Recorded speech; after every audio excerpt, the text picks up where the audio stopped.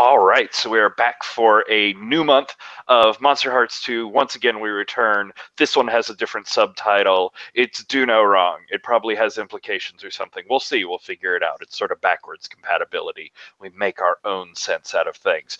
Hi, I'm me. I'm Patrick. I'm playing with Gauntlet people, and these are lovely Gauntlet people. We have Lauren and Alex and David back with us, although this is Lauren's first time in this Pantheon. And we have Barry with us for the first time at all, and for the first time with Monsterhearts, and we are excited to get into some Monsterhearts godly weirdo goodness. Do no wrong, especially when there aren't any journalists watching. You need to save all that wrong for the journalists. It all has to be captured on film.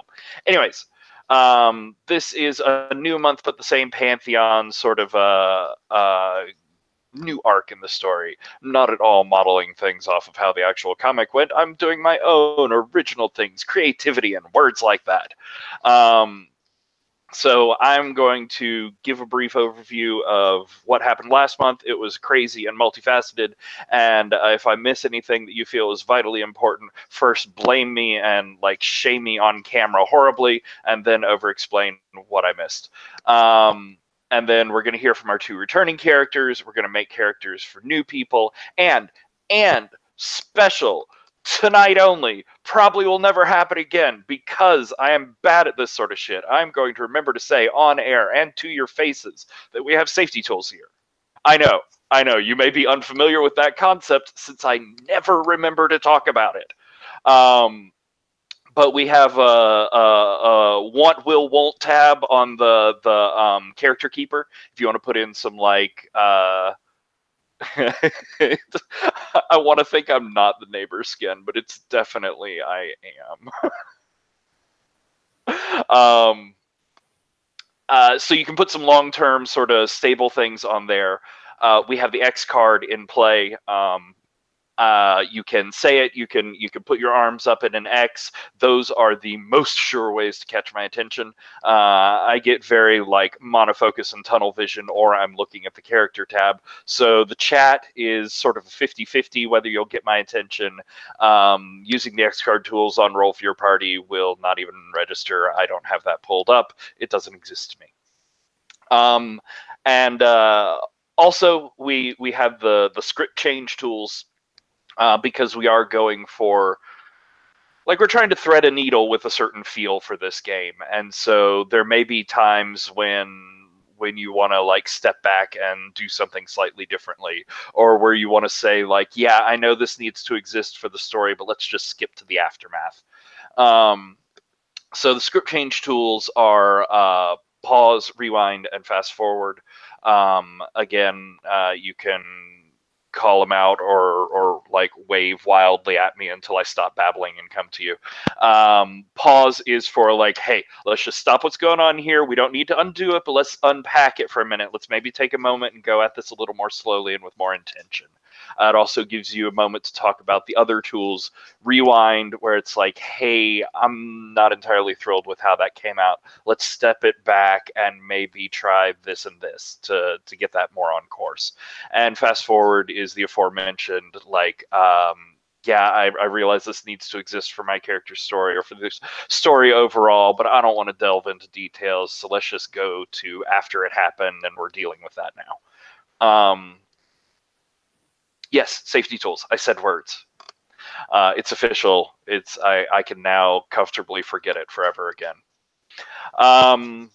So last month we started our London Pantheon, our breakout hits. We had a sort of wild and raucous time of beating up priests and beating up random passersby and cursing unexpected journalists, and light amounts of beating up each other, destroying masonry, destroying architecture, pelting random citizens with gold coins. I think that happened at one point, and really, really messing up the waterworks of the city.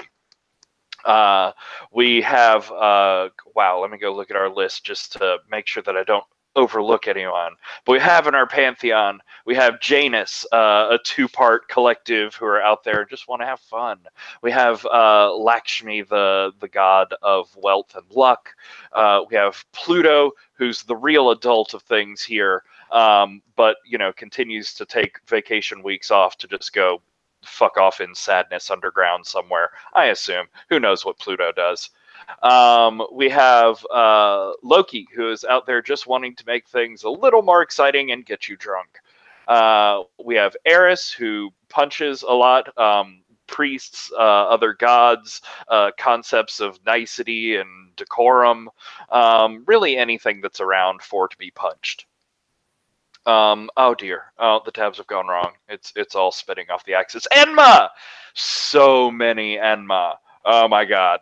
The Enma story is far too long and complicated for me to go into, except I'll go into all of it. No, I won't really. There are lots of Enmas. There have been many Enmas. This Enma is the best Enma, the only Enma, the true Enma. All the others were fakes and nonsense, surely. We have Taiki, who is also sort of a god of luck and seems really a little better at it than Lakshmi. Lakshmi's more about the party. Taiki's more about the, like, razor-sharp luck. And we have Osiris, Oz, who is our newest add-in to the Pantheon, and really just wants to be cool, or more specifically, wants you to see him being cool and acknowledge that he is cool and laugh at his jokes and tell him he's cool. Mostly he wants to be loved. A lot of that, too. We have Ascension River that's flopping around the city, just causing general mayhem. We have a reporter disappearing in and out of shadows. We have an archbishop who seems mildly impervious to harm and glows and talks about your insecurities a lot. We have a strange undead horde of pomegranate trees that are not doing anything weird. Don't look at the pomegranate trees. Like, seriously, do not look them in the eyes. The last person that did that, you don't even want to know. And generally, we have a lot of fans wandering around, like, getting themselves in a lot of danger, probably being in places that are unwise for them to be, but having a great time and getting a lot of likes on Instagram.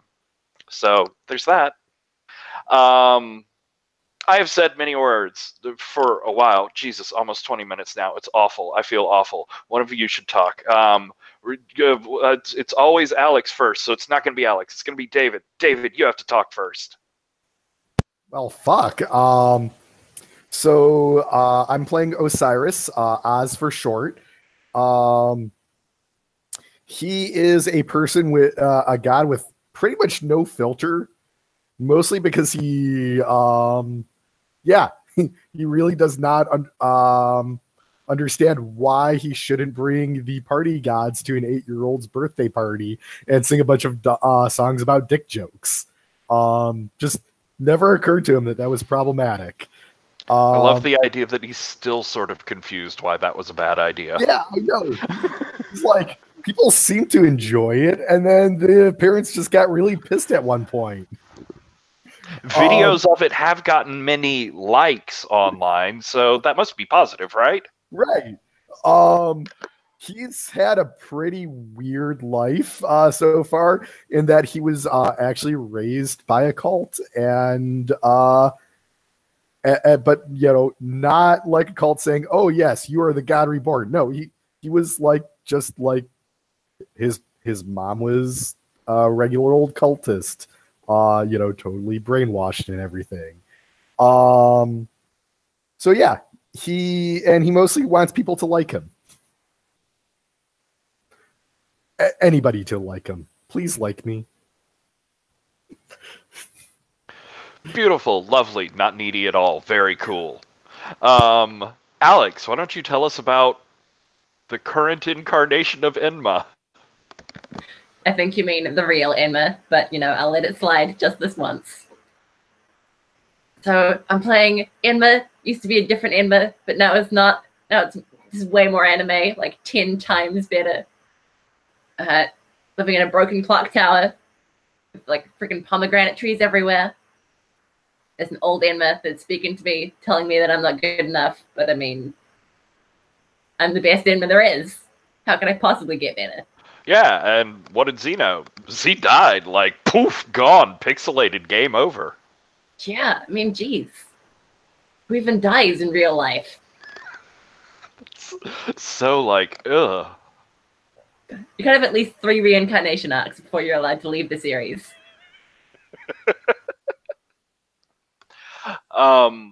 Beautiful. So, other things that are sort of hanging out there, there is, Nyx, you know, the ancient one, that one who came and awokened you and incarnated and stuff. Magic, old god. Very old fashionable lady, very fashionable old lady. One of those, who can say. Anyways, she's gone from her normal sort of cool, fashionable, floating, impossible cloud of hair self to a bit of a neurotic, babbling mess, hanging off of Pluto's arms and babbling about something, someone, a thing, a place, who's broken out of a cage or a lock or a thing. She's being very unclear. It's almost like I was being vague. Weird. I don't know where that came from.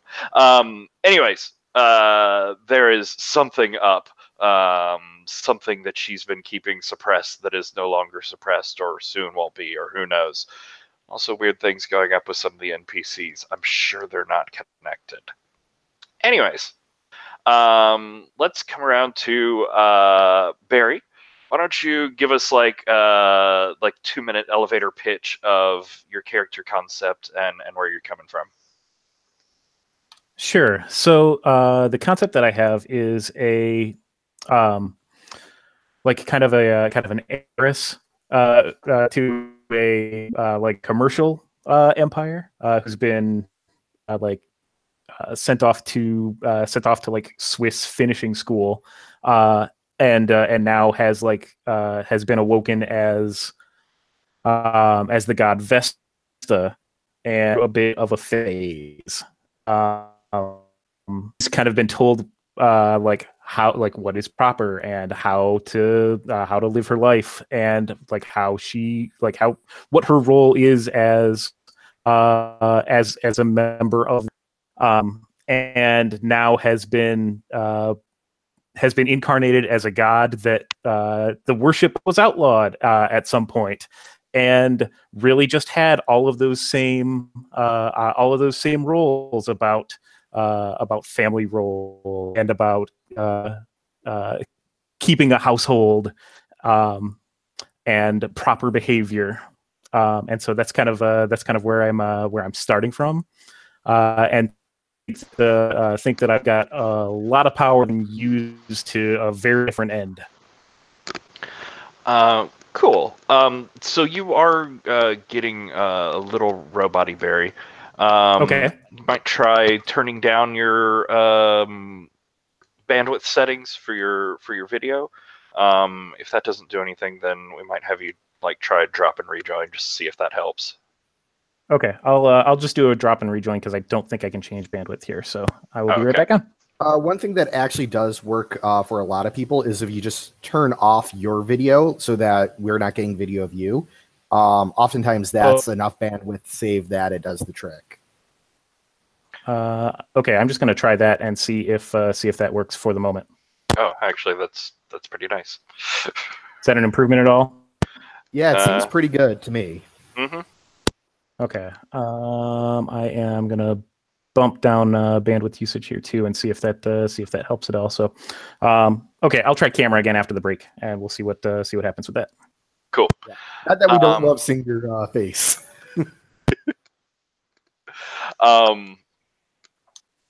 So let's see.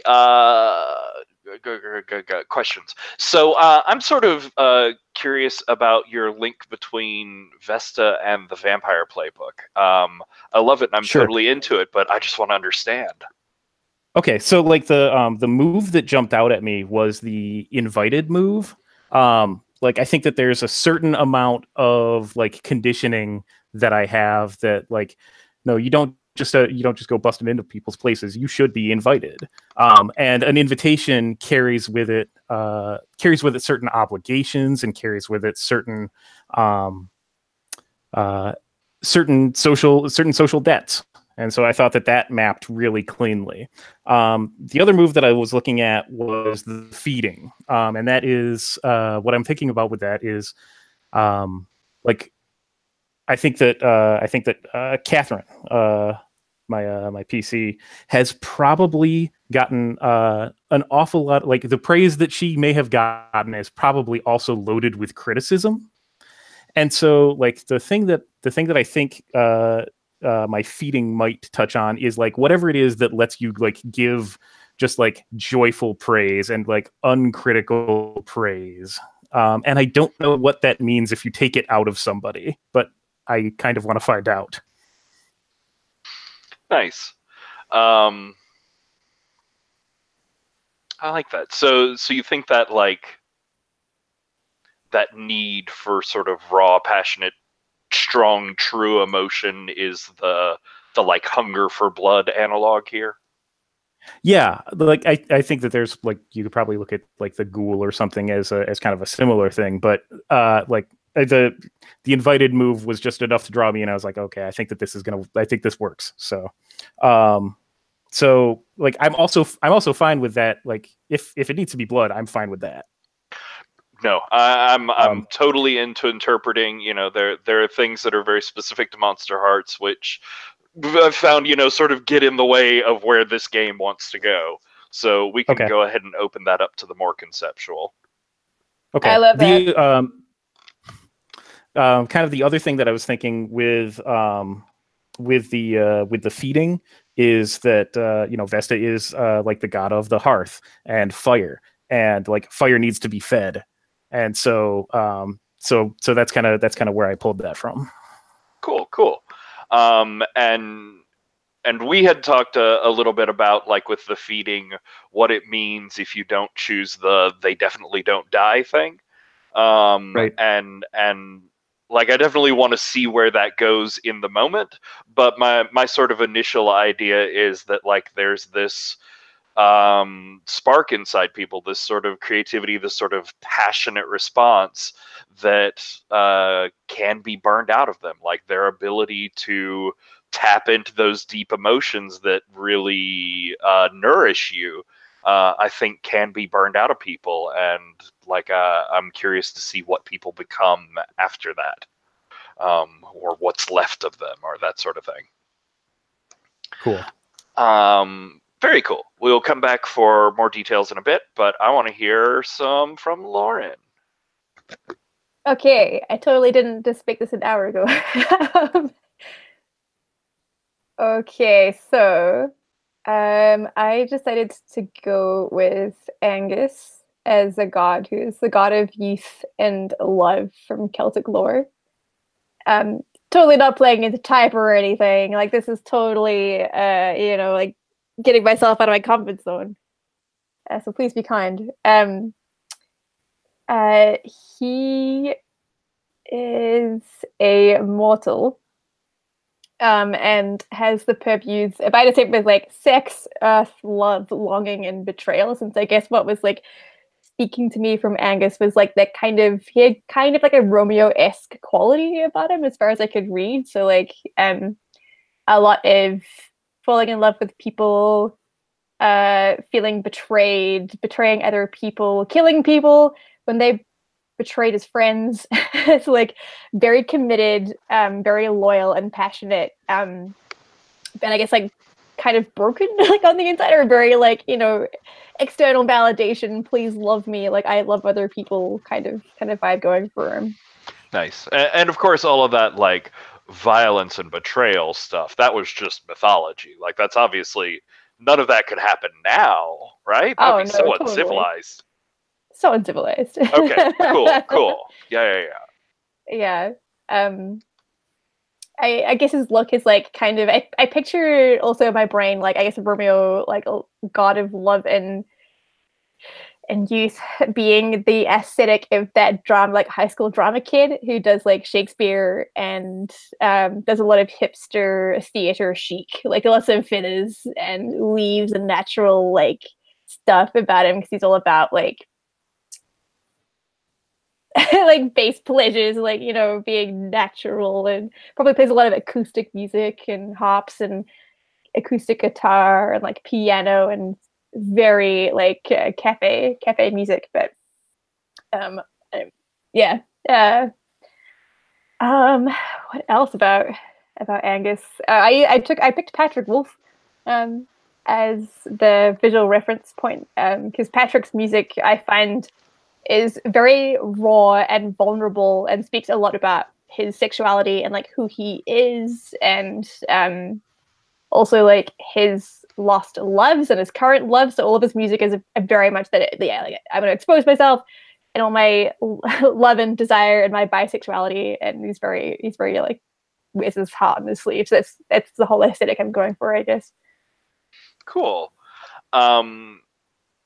So I would like to sort of interrogate a little bit the meaning of the mortal here, because obviously, like, you're a god like the other gods. You're not a mortal in actuality. But like, what aspects of the playbook were calling you to it? I guess it was, so like, I think true love is always like kind of an interesting one. I mean, you saw how I played Never Knows Best. I think I'm approaching it like a Never Knows Best mentality of like, I'm curious to see like what happens when your true love changes, because I've never played the model in a campaign, so I'm kind of keen to like throw that around a bit, see how it changes relationships. I kind of, because I might only be here for 2 sessions, like I'm keen to sort of be a pointy point between other like PCs if that changes. So I just want to try and create some drama. Cool. And then the other move that I dug in the model was like entrenched, because I could see that playing out well, like a finale. If you have, we'll see if I can get 5 strings on people. It might mean I do a lot of hitting on, like turning people on, try and get some strings. But I thought, you know, it's kind of that neat, like that's the flip side of the model I really like that I haven't seen before, which is you start out in quite a vulnerable position in the sense that you're like giving people a lot of strings, but then the entrenched is kind of that move that subverts the power dynamic there with the model, where suddenly you roll, like, get a +1 to roll against people if you've got a cumulative 5 strings between each other. Yeah.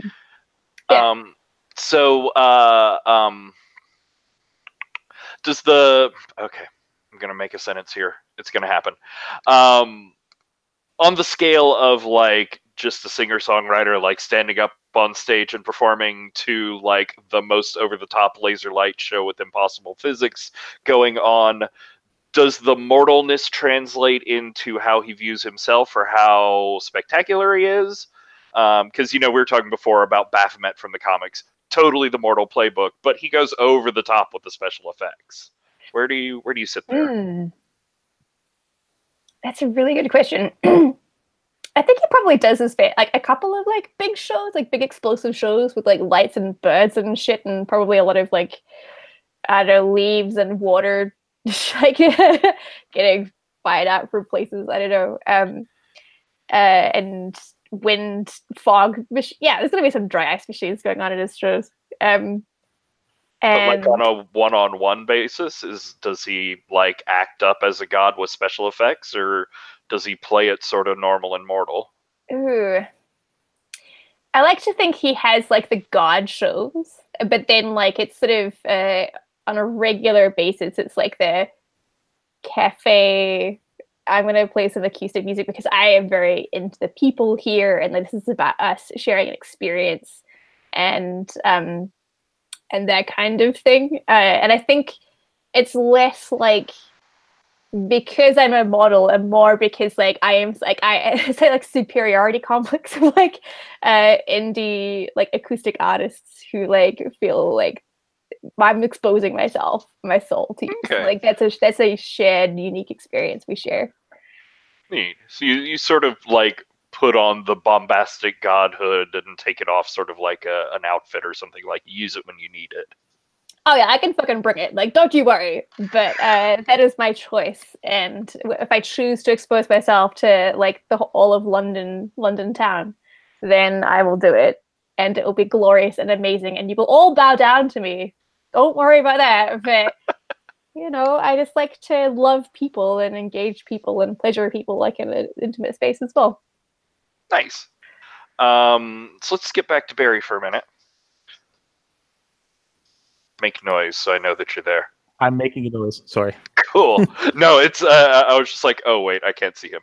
I'm sorry. Stupid Michigan internet. Oh, shucks. So talk to me about the like aesthetics of where you're coming from with Vesta. Sure. Is there any sort of like particular iconic visual things or performative things we can hook into? Well, I think like from a style of dress, like I think this is very like sequin party dress, but barefoot, kind of look. Like I guess I've seen like Lauren Mayberry from Churches, and like I think about Carly Rae Jepsen, of course, and except like swinging a fire poker around like a sword. So. So do you have a or sort a riding of prop or something? I don't know. I mean, do you have a particular thing, or is it just like you grab something sword-like every time you perform? What is it? I really like the idea of the fire poker. It's one of those things that is way more threatening when it's held one way than held another way. So Nice. I'm just curious. Talk to me about the aesthetics of this fire poker. Like, is it like very simple and sort of like covered in ash, like it's been used in somebody's house, or is this something like glammed up and bedazzled? What is this? I think it's the one thing that isn't glammed up and bedazzled, but what stands out about it is that the end of it is like always red hot. Into it. Love it. And I can sort of intuit a little bit of it, but talk to me about your choice of Runs in the Blood for Incarnation. Oh, sure. So one of the things that I was thinking about was the locations, and I found a really cool one when I scouted the location on the internet. There is this incredible Art Deco palace called, oh no, I don't have it in front of me. Called Eltham Palace. It apparently was remade in this Art Deco fashion in the 30s. And so like what I was thinking is like, well, if I'm like from money, maybe that's a connection. And I was also thinking maybe this is getting a little bit ahead of myself or ahead of like where the game is going, but like we have a recurrence, right? So I'm thinking that maybe there was like an obsession with like the 20s Pantheon. Nice. So could have like we could figure out what kinds of connections we could make to a prior Pantheon there. So I was kind of thinking about that as like a physical manifestation of Cool. like the family's wealth, but also like a connection to the past. And is that a picture of it on the NPCs and Places tab? Yes, it is. Nice. I'll put a name over in there too. Yeah. Alex, I was gonna say I'd love it if you could track down a picture of that clock tower again and throw it up on the NPCs and Places. I couldn't find that particular one. I love an idea of a connection to a past Pantheon. Like, take that and run with it where you want to. We have in the past used the Divine the Past move to actually see into previous Pantheons. So feel free to do that anytime you want to, too. Okay, awesome. I think that's all the questions I had about you. Skipping back to Lauren real quick, I wanted to ask you about your incarnation choice there of your barista / someone's boyfriend. Like, did you follow a social connection into this Pantheon? Was there someone else that you started out as like attached to, or what does that mean to you? Yeah, good question. I put a slash there because I figure being someone's boyfriend is dependent upon the other player / Patrick reciprocating. So, well, you don't have to worry about with me. I will always reciprocate, and it's Monsterhearts, so that may not be the best thing that you want, but it'll always happen.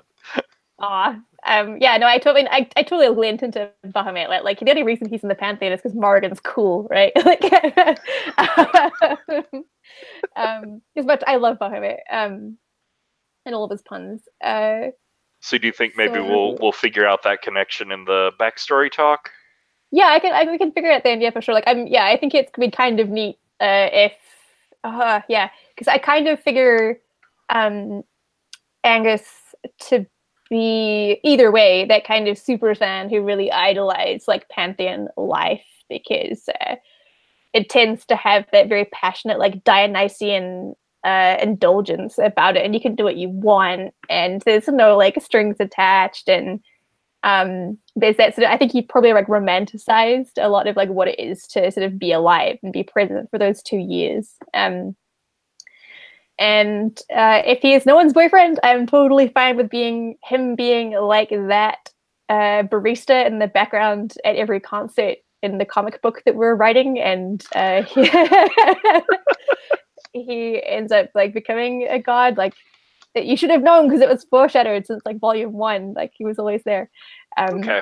So I'm totally fine with that. Or being someone's boyfriend and coming along for the ride, kind of thing. Okay, we'll figure that out. Random question, Alex. You have to pay attention and find the unmute button. What? Lol. What? Have you, over the course of your varied sessions here, managed to get an advance yet? No, I think I've got 2 XP. That's insanity. You've been here for at least 2 sessions, so go ahead and take an advancement. Nice. Figure that out while they're working on things. Dave, similarly, if we get to the end of this one and you haven't gotten one, you can go ahead and take an advancement for next session. But not yet. Aw, I haven't failed a roll yet. I have gotten no XP. It's the Monsterhearts XP is weird. You're dependent on rolls, and you're dependent on a GM who remembers that strings exist, and I'm questionable there. Other characters can totally pull Oz's strings. In fact, it's really easy to do that. So let's step back into Barry for Vesta's backstory. Sure. So my first backstory entry is, "You're beautiful. Gain a string on everyone."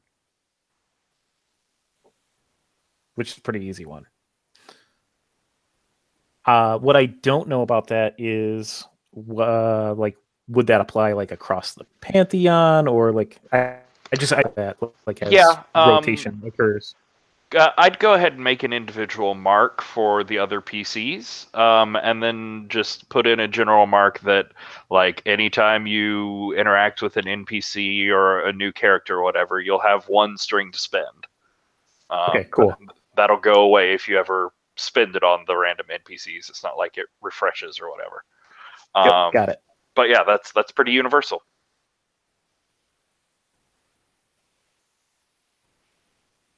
And your second one? The second one is, "Someone once saved your unlife. They gain 2 strings on you." Interesting.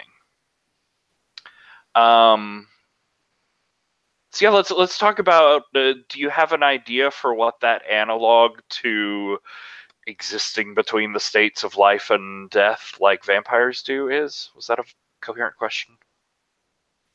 I think it's having like 15,000 monthly listeners on Spotify. It's enough that it looks kind of neat when you show it to like a random person, but it is just not. That's not numbers. That's not 250,000 monthly listeners. Cool. So I think that what might have happened is, because we're not playing through like the emergence of godhood with this. Like, we're not going bursting fully formed onto the scene. Yeah. So I think what I'm thinking is I first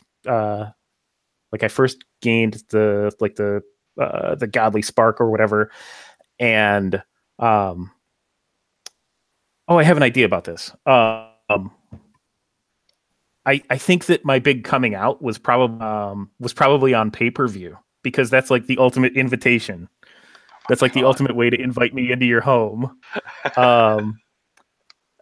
And if that didn't go over big, then like I'm not gonna get that that uncritical adoration that I need. And so I think someone has probably showed me like some other way of connecting with my fans. I could see Oz like retweeting you.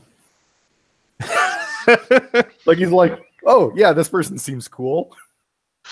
You should totally watch their special. Awesome. Interesting. Yes. I like that. And Oz comes with like a whole, like the whole of the U.S. sort of that's Right. into the Pantheon. Yeah, it's a whole are new followers of market. Oz. I love it. Yeah. Cool. And I sort of like the idea of like you existing in that liminal space between real people who acknowledge and care for you and this like digital world of people that acknowledge and care for you, and being pulled back and forth between them. That's an interesting unlife analogy that I think we can play with. Okay, awesome. And do you have any more backstory? That is it. Cool. What about Aengus? Good question. Choose one person to be your lover. Give them 3 strings on you. Take 1 on them. So that is my 1 backstory. Oh wow, that's the only one you have. Yeah. Oh, the mortal. Oh, bless him. So okay, we'll just put it out there to the 3 of you here. Does anyone feel led? And if not, then we'll come back to Lauren to choose who it is. I'm going to specifically say it does not sound like it's Oz whatsoever. Okay. Vesta and Enma. Yeah, that makes sense if we're making our debut in the 3 Monsterhearts session, right? Okay. I'm into it. Yeah. Awesome. I think I'm into this especially because I think this is one of the few times I'm very comfortable having a vampire model relationship, because and like Monsterhearts proper, that shit is scary.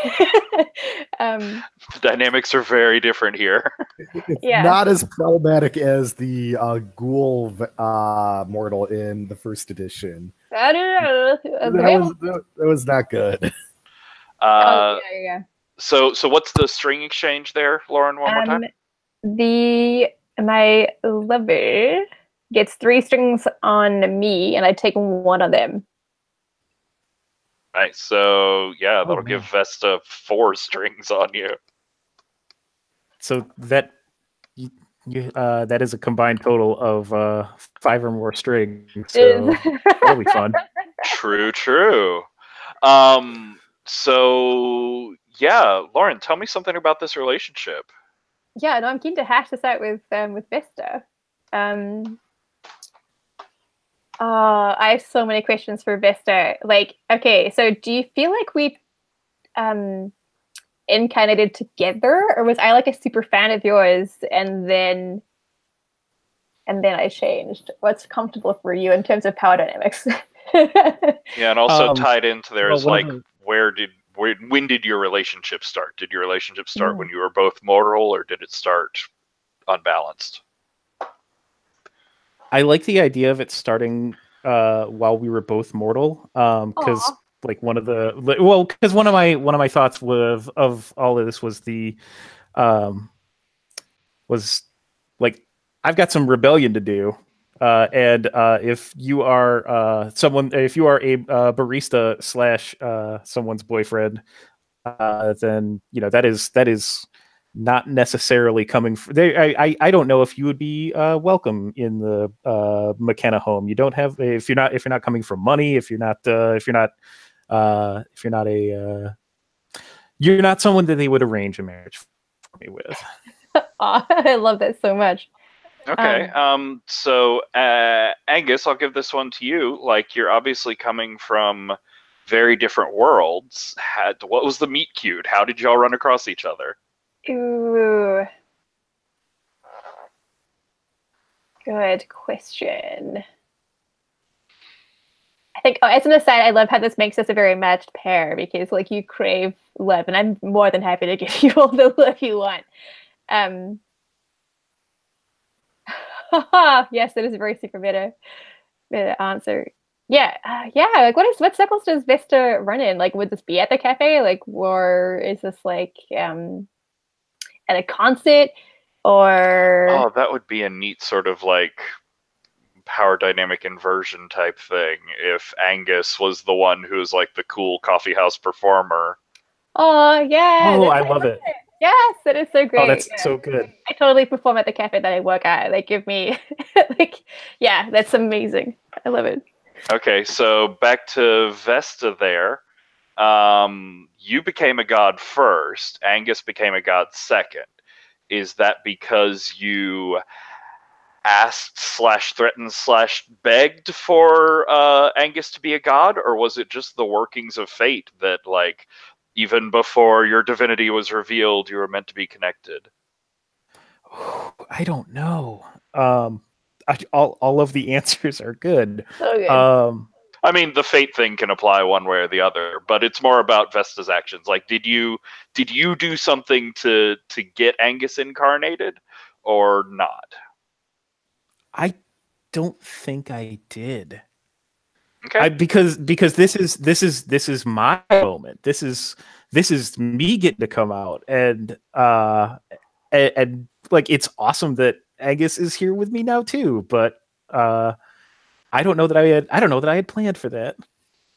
Oh, I love it. I wish I'd taken the one about, like, when you forgive your loved one. I mean, you can feel free to change out moves. We haven't set anything in stone yet. So yeah, is this relationship still going now? Did it have any sort of break when there was that one of you's incarnated and the other isn't? Well, I think that from my from my incarnation, I talked a little bit about the roles that I'm forced into, and like Vesta notably had the Vestal virgins who were who like tended the flame and so forth. And so I think that there's like a whole combination of like that idea with like, oh, but this is Vesta, so like of course she's virginal, and like that's like the whole lens that people are seeing me through, and so like no, like this is the exact same thing that I had growing up, that I get to pick my roles, not other people. And so I think that those roles enforced upon me like made it thrilled when Aengus also ascended, because like now the situation is what I wanted it to be again. Like now this is the person that I was already like changing myself to be with, and like rebelling against like where I was coming from. Wow. Okay, that's yeah, that's sweet. That's got some heavy shit into it. The whole like people idolizing you for your perfection and virginity, and sort of that whole creepy pedestal scene. That's interesting. Cool. I'm into this relationship. I think we'll see more of how it goes. Then last thing here is we're going to come back to Vesta for a quick talk about an NPC, and then Aengus for an NPC, and then we're going to take a break. And Lauren has been kind enough to already put up some break music there. So we've got this all prepared, and I don't have to look like a Dumbo who can't find a link. So Vesta, Barry, do you have an idea for an NPC? Yeah, I was thinking about like someone who would have been like a year ahead of me at the finishing school that I was sent to, who maybe that's the maybe she's the way that I got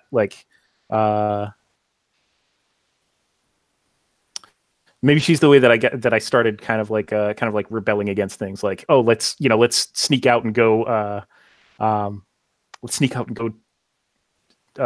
smoke cigarettes, or whatever.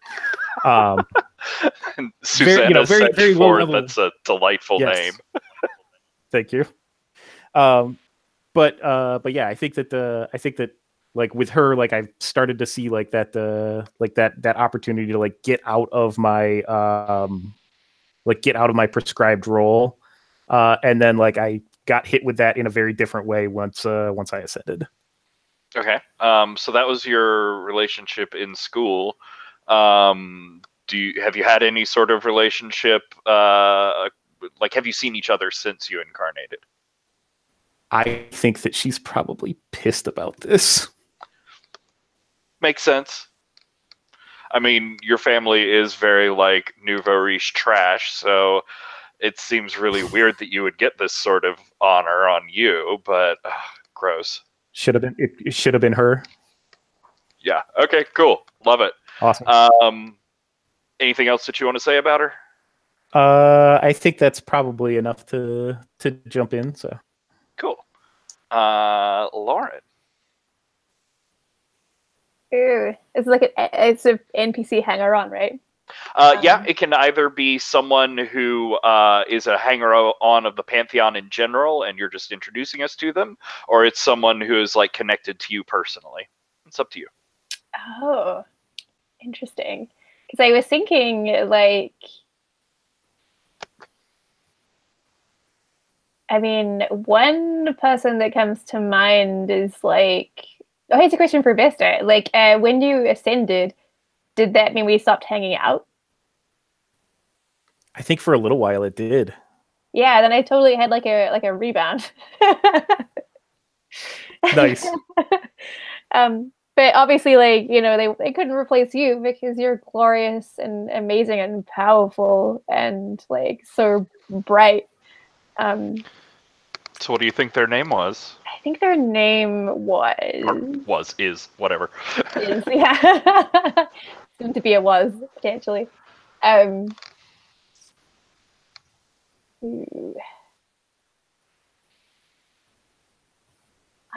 think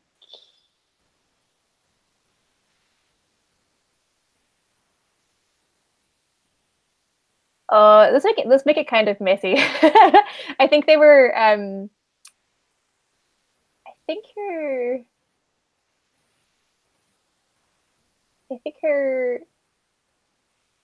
Gross. Father Richard. Oh my god, that would be so good. We've got a very old picture for him. Let's maybe not go there. Yeah. Ooh. Okay, yeah, let's go for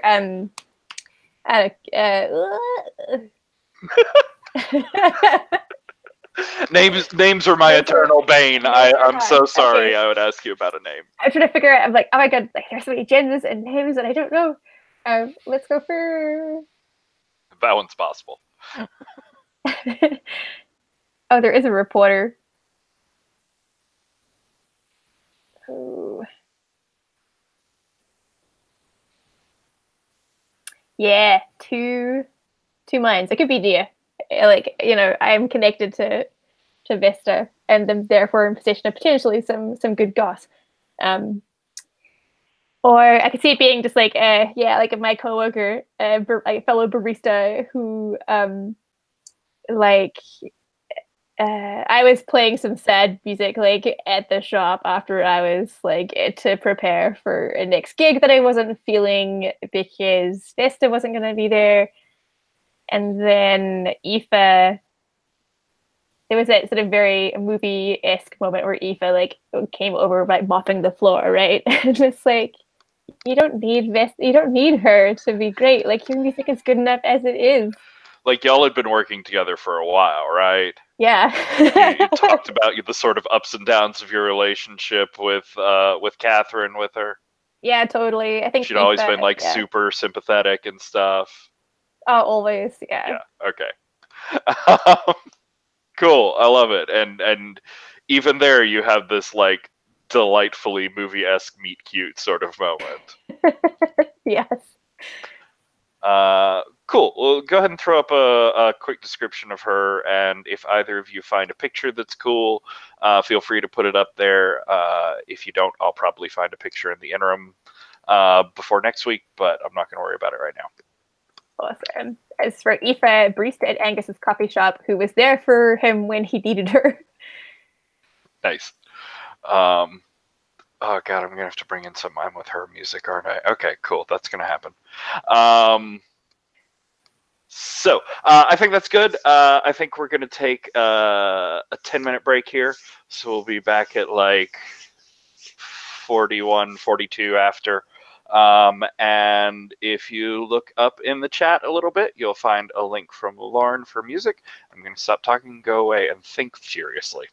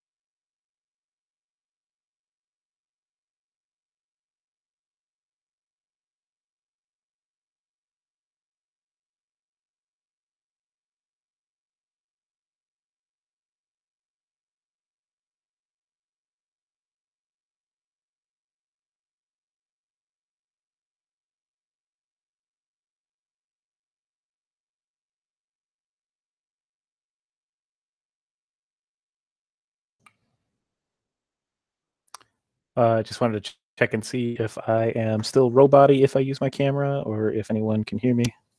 I see typing, so I figured I'd take a chance. Can't hear any robot-y so far. Was that a yes robot-y or no not robot-y? Mostly no robot. Words. Okay.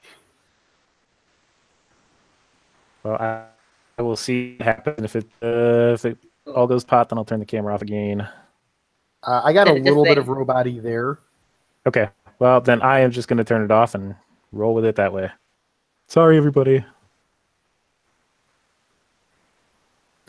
No robots allowed around here. Also, I may have gone too far this time. So let me know and I can make some adjustments, but I'm pretty proud of myself so far. Oh my god, I love it. Oh, It's so great. all hail the pirate queen. I think it would fit with the whole like eyes burning out thing, and like the belt eye patch. That is the correct use of belts. Still have some supplementary ones as well. Completely Final Fantasy, and I love it. Yeah, I think you have a reasonable and necessary amount of belts. Means you could probably fit like another 5 more belts there, right? Whoa. There's still one more break, right? It's like if all of my secrets away. Come back from second break. Alex is just head to toe belts.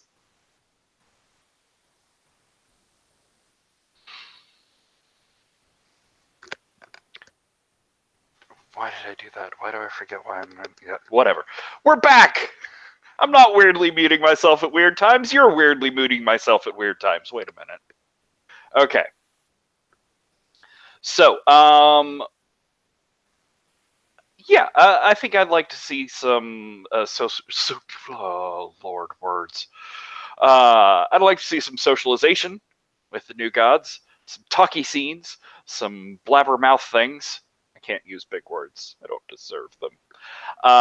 So let's start with Vesta. I'd like to know where Vesta feels like is a place of power, a place of comfort, or somewhere that is very Vesta.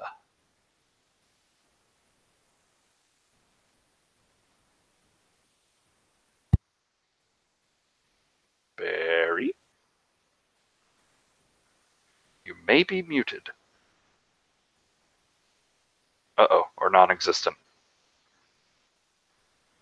Oh no, it's all gone wrong. It's okay, Enma's getting more pirate by the second. Okay, well, we will give that a moment to see if Barry reappears with us. So, Aengus. Same question, but pretend I was talking to you the whole time. Oh no, that's so awkward. So I was going to say that Aengus is most comfortable hanging out in Vesta's space. Oh my god. But presumably Aengus has his own little like space as well outside of Vesta's, even if he probably does occupy Vesta's on the regular. It is probably.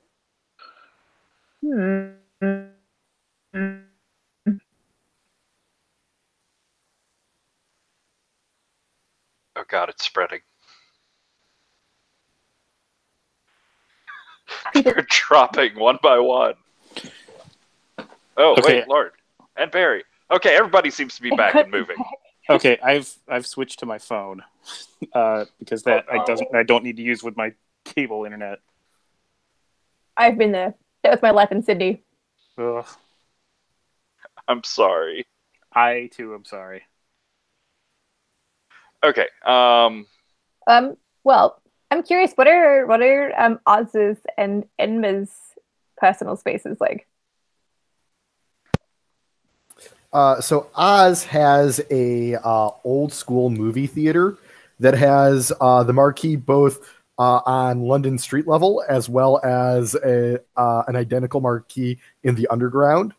And it's constantly showing black and white films without any sound on every available surface. Awesome. I suppose that's a good question. Lauren, do you know the aesthetics of the Pantheon and our station and what we've set up before? I took some looks at the images. Okay. Well, it's people really dove for the idea of okay, it's very comic book straight up. Yeah. Mm. It's very comic straight up Wicked London. People really dove for the idea of this underground that is like twisty, turny, labyrinthine, strangely allegorical, slightly unreal. There are these train cars that come and go from nowhere or places that never were, or who knows. People show up on them sometimes. People go off into the darkness and never come out again. All paths lead different ways. Very undergroundy. So we have a like underground station, like a tube station, that is the Pantheon Central. And we focused a lot on the strange goings on underground, but above that on street level is this building that was like a strangely tessellated glass abstract art sort of construction. It got all screamy broke by Eris when Eris threw a shit fit and killed the first Enma, the fake Enma, the not at all true Enma. Since then, it's stayed sort of shattered and broken, but said Enma has built a weird anime clock tower on top of it. So, like, tower of glass and shatteringness, and then clock tower on top of that. Yeah, that's sort of the aesthetic. Awesome. Alex is just killing me in chat with I can't catch your ghost trades, bro. And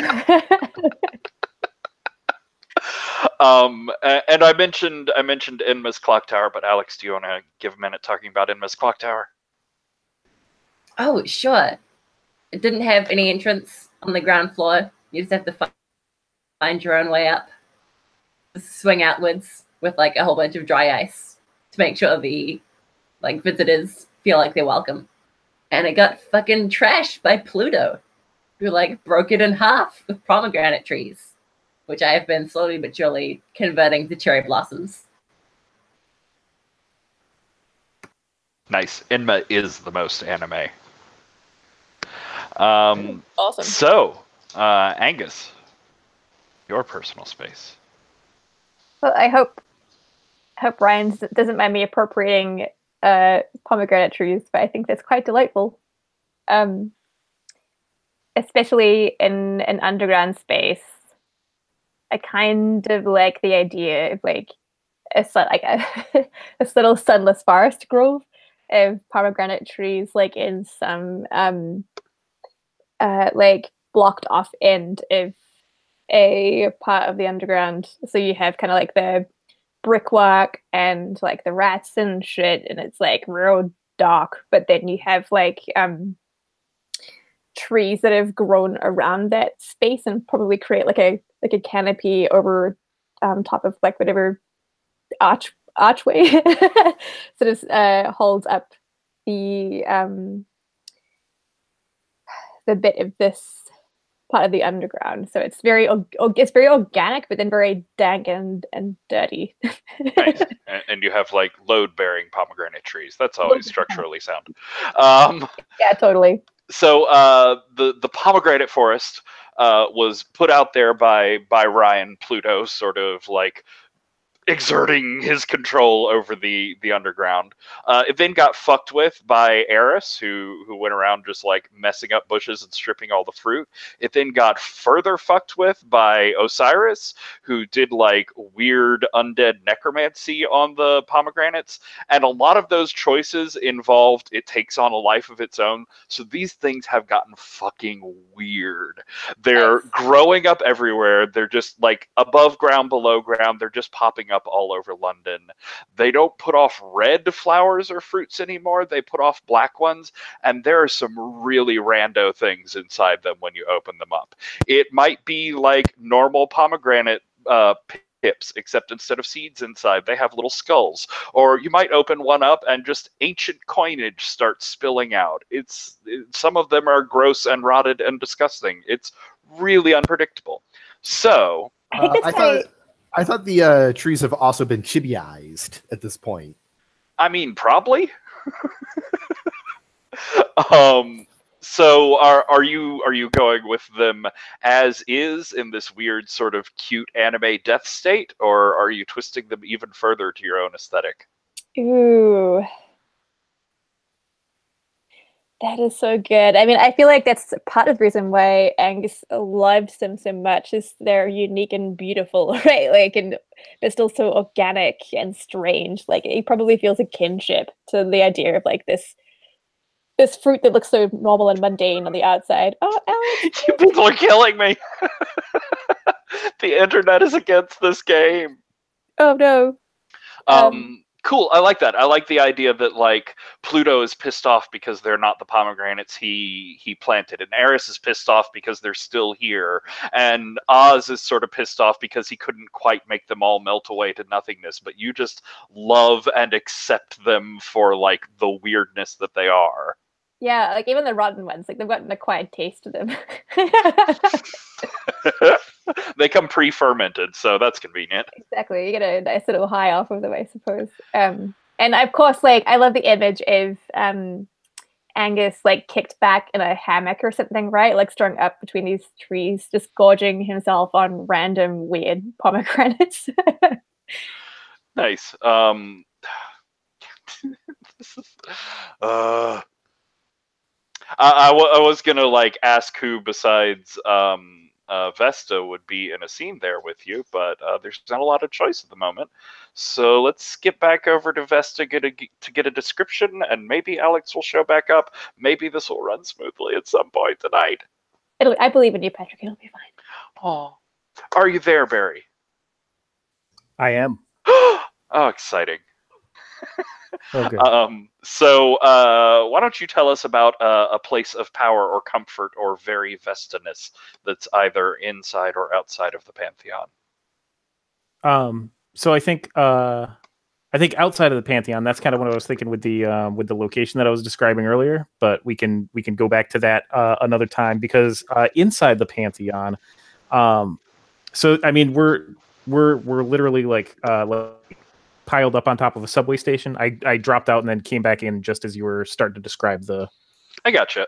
So people are very into the underground. So the underground under this tube station, like it's expansive. It could go anywhere. You can have as much space as you want. It can be as metaphysical as you want. Above ground is a little more physical, and it's this like... let's call it about 10 stories or so worth of abstract glass art building that was built up above the station magically by God's stuff, shattered magically by God's stuff, and then a weird, slightly off-kilter steampunk anime clock tower was then built on the top of that, which goes up another 10 stories or so at a weird angle. Okay. So find somewhere in there if you like. Okay. So my recollection is that the underground station is also like still like semi-functional. Yeah. In addition to them like going like anywhere. Yeah, so, there are strange ghost cars that come off, but sometimes they're just like real cars full of passengers that come through here, even though nothing's connected to here, and stop and go again. Okay, so I think that like the closest equivalent to a hearth or like a gathering place in here is going to be like I don't know why anyone would come in here. I think it's the commuters that are just like seeing things passing as they're passing by. But like there are televisions all over in here, right?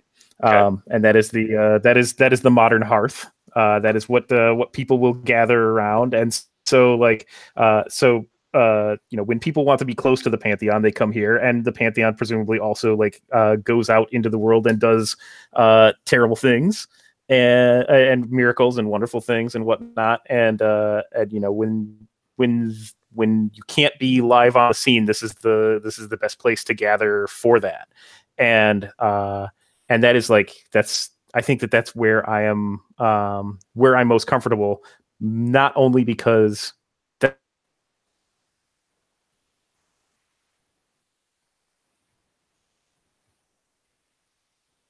where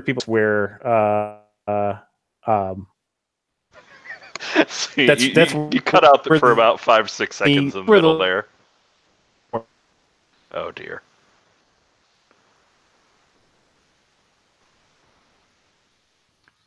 Okay, Internet. I'll switch back to my phone and just stay on that. I'll keep talking until I get on there. So the screen throughout the underground are being used for our anytime there's a breaking Pantheon update. Like people are already close to the Pantheon here, or as close as they can be. But when the Pantheon is doing things elsewhere, like this is the next best place to be. And so like it is the place to see and be seen, so to speak. Gotcha. So it's sort of like a room that's a collection of a lot of these TVs. Is that what you're saying? Yeah.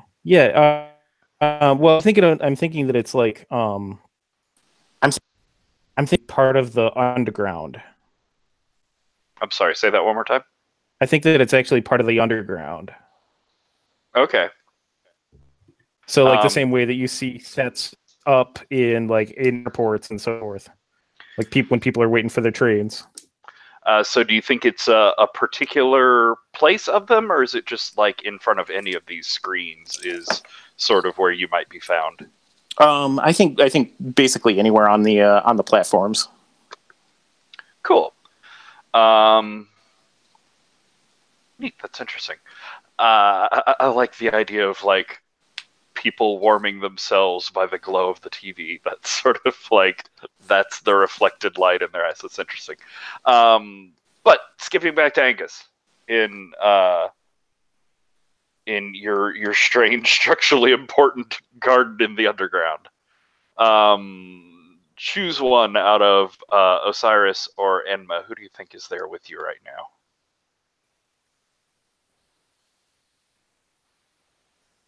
That is such a good question. I'm just going to quickly stall and look over at the character thingy.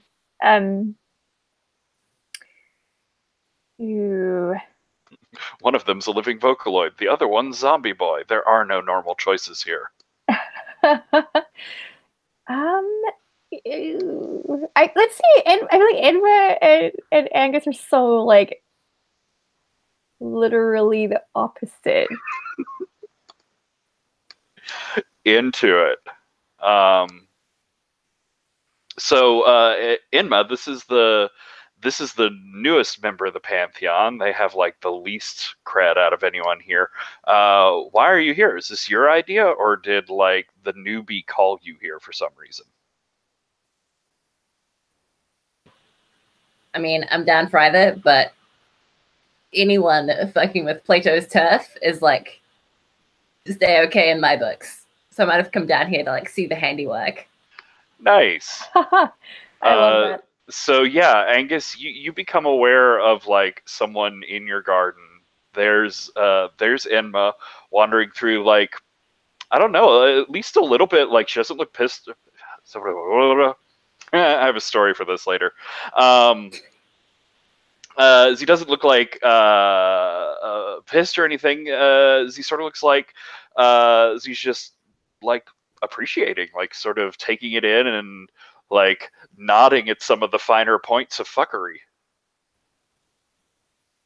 And I think like you definitely find Aengus splayed luxuriously over like his hammock, and I think he is like just cracked open like a rotten pomegranate. I feel like, oh, okay, this is like legitimately my fear that one day I will open up a fruit like that and it will be filled with spiders. I could X-cut that if it's too gross. No, I'm cool. I just don't like that idea. I know, it's like you're right. That's horrifying. Yeah. I think he does that. Like there are like a couple of spiders like come out, but like the fruit's edible, and I think he like sinks his teeth like into this like rotten fruit, and like offers one out to Enma, like offers the other half out to Enma as he gets up from like the hammock, and he's sort of wearing like a very oversized robe with like one shoulder is like drooped off, right? Like he's very in a state like this is my place, and I'm relaxing in my home. Wow, Angus is like fascinatingly hardcore.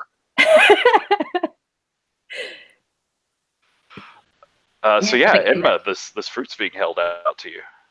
Emma dressed to the 11s as always, like a king from a play. We'll take the fruit and bite into it. Like, that's some good work you've done here. Like, do you actually have a crown on and stuff? Oh yeah, definitely. Like ermine robe? I'm not sure what that means, but it sounds cool, so yeah. Oh, like mink fur.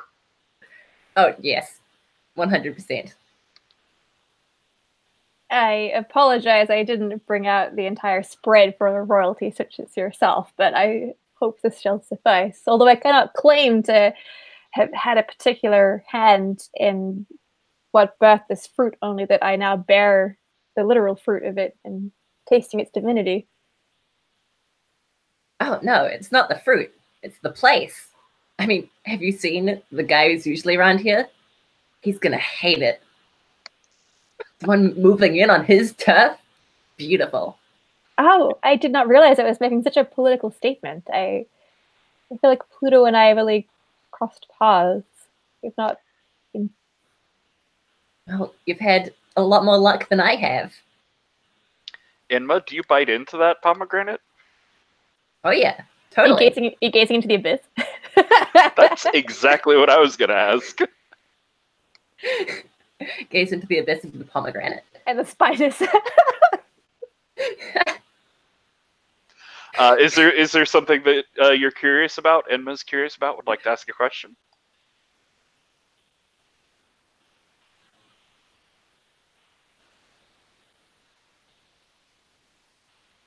I mean, the one thing that's been on Enma's mind so far is like, what was that warning earlier about? Like, both Enma and Pluto were saying like, you've got to do your duty and bad things are happening. All right. Interesting. Why don't you give me a roll with dark and let's see how that goes? I mean, if I'm honest, it's mainly because Enma said it. I mean, who even cares about what Pluto thinks?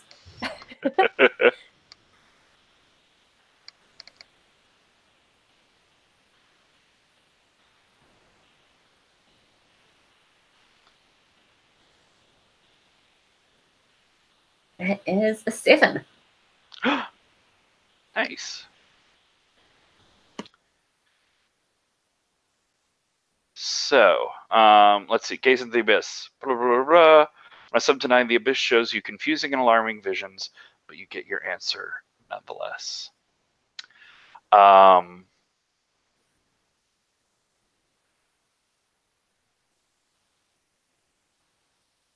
So you bite into the pomegranate, and it has these like black pips in it. That's what they're called, right? The little things in a pomegranate. Okay, cool. Just checking random words that float into my head. And skulls and spiders, obviously, yes. But they're like these black pips that have this sort of tangy, sour taste to them when you bite into them. It's not like unpleasant. It's just sharp, like fermentation, like an alcohol. And it hits you, and it takes a moment, but you see like creeping in from the sides of your vision, like there's just this blackness sort of tingerly leaking in, and the scene in front of you darkens and goes out. Spider granites.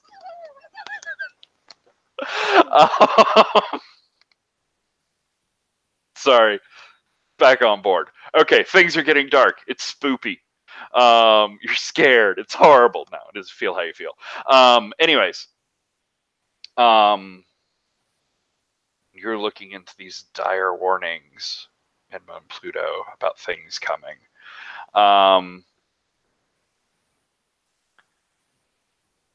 So, oh, I got it. Okay, cool.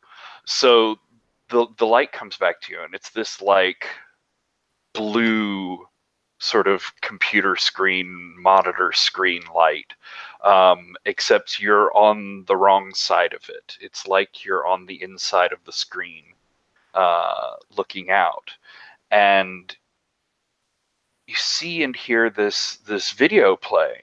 It's Enma. I mean, not you, the fake one, the like predecessor, the prophet of Enma, let's call them, who is here before you to announce your coming. It's one of their videos. It's one of their blogs. But you hear this other voice on top of it. You hear this other voice on top of it that's like, it's like reinterpreting or restating what the vlog is saying. It's finding these omens, these weird meanings in it, and it's very much done in the style of like a YouTube yellow arrow 10 things you missed sort of video. You know the yellow arrows; they're ubiquitous, and they're things pointing to these like bits in the background of Enma's vlog update, and these breakdowns of certain like word combinations and things that she uses. This person is saying, they're saying it's obvious if you just look at the deeper layer underneath it. If you take the surface words and ignore them, but pay attention to the emotion, the meaning underneath, there's something coming. There's not a darkness, but a burning fire. There's a change. This pantheon was foretold. If you look back in the 1800s, you can see already mentions of what Osiris and what Janus will become. You can see that there's a connection. It's like things are coming to a head. It's like Enma's saying that there is no future, that this is the crossroads. This is the time. This is the one and only thing that matters for the pantheon. It's like something is changing. It's going to sweep them all away. And you feel yourself like you want to ask this person, you want to know what they're talking about, but you can't get through the screen. Like you're pounding there in front of it. But you can see all of the comments that are popping up as this person starts to answer like very specific questions about what this line from Enma means, what this particular piece of gospel means. And you can see their like followers, like they're just like flying upwards the longer this sort of stream goes on. They're getting more, like they've gotten hundreds in the past couple of minutes. And you look down and you see the screen name that they're vlogging under, which is Keep It Pythia.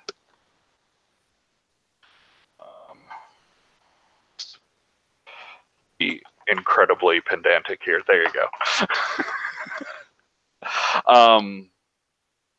And like it must be it must be an illusion. It must be like a trick of your mind. But as that counter of followers goes up, it's almost like you can feel something slipping away inside you, like these grains of sand that are flowing out somewhere.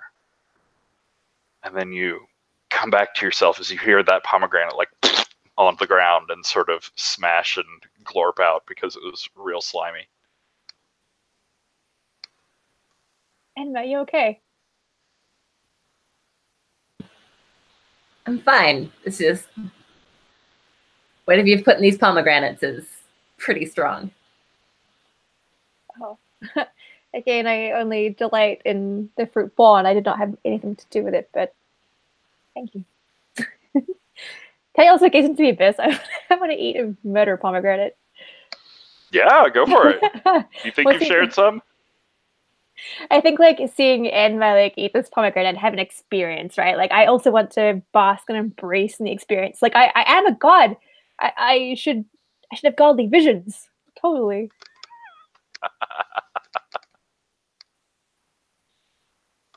I'll roll some green dice are appropriate. What's your question? What do you want to know about? I want to know. Good question. Read the movie again. I think I want to look for like. Ooh.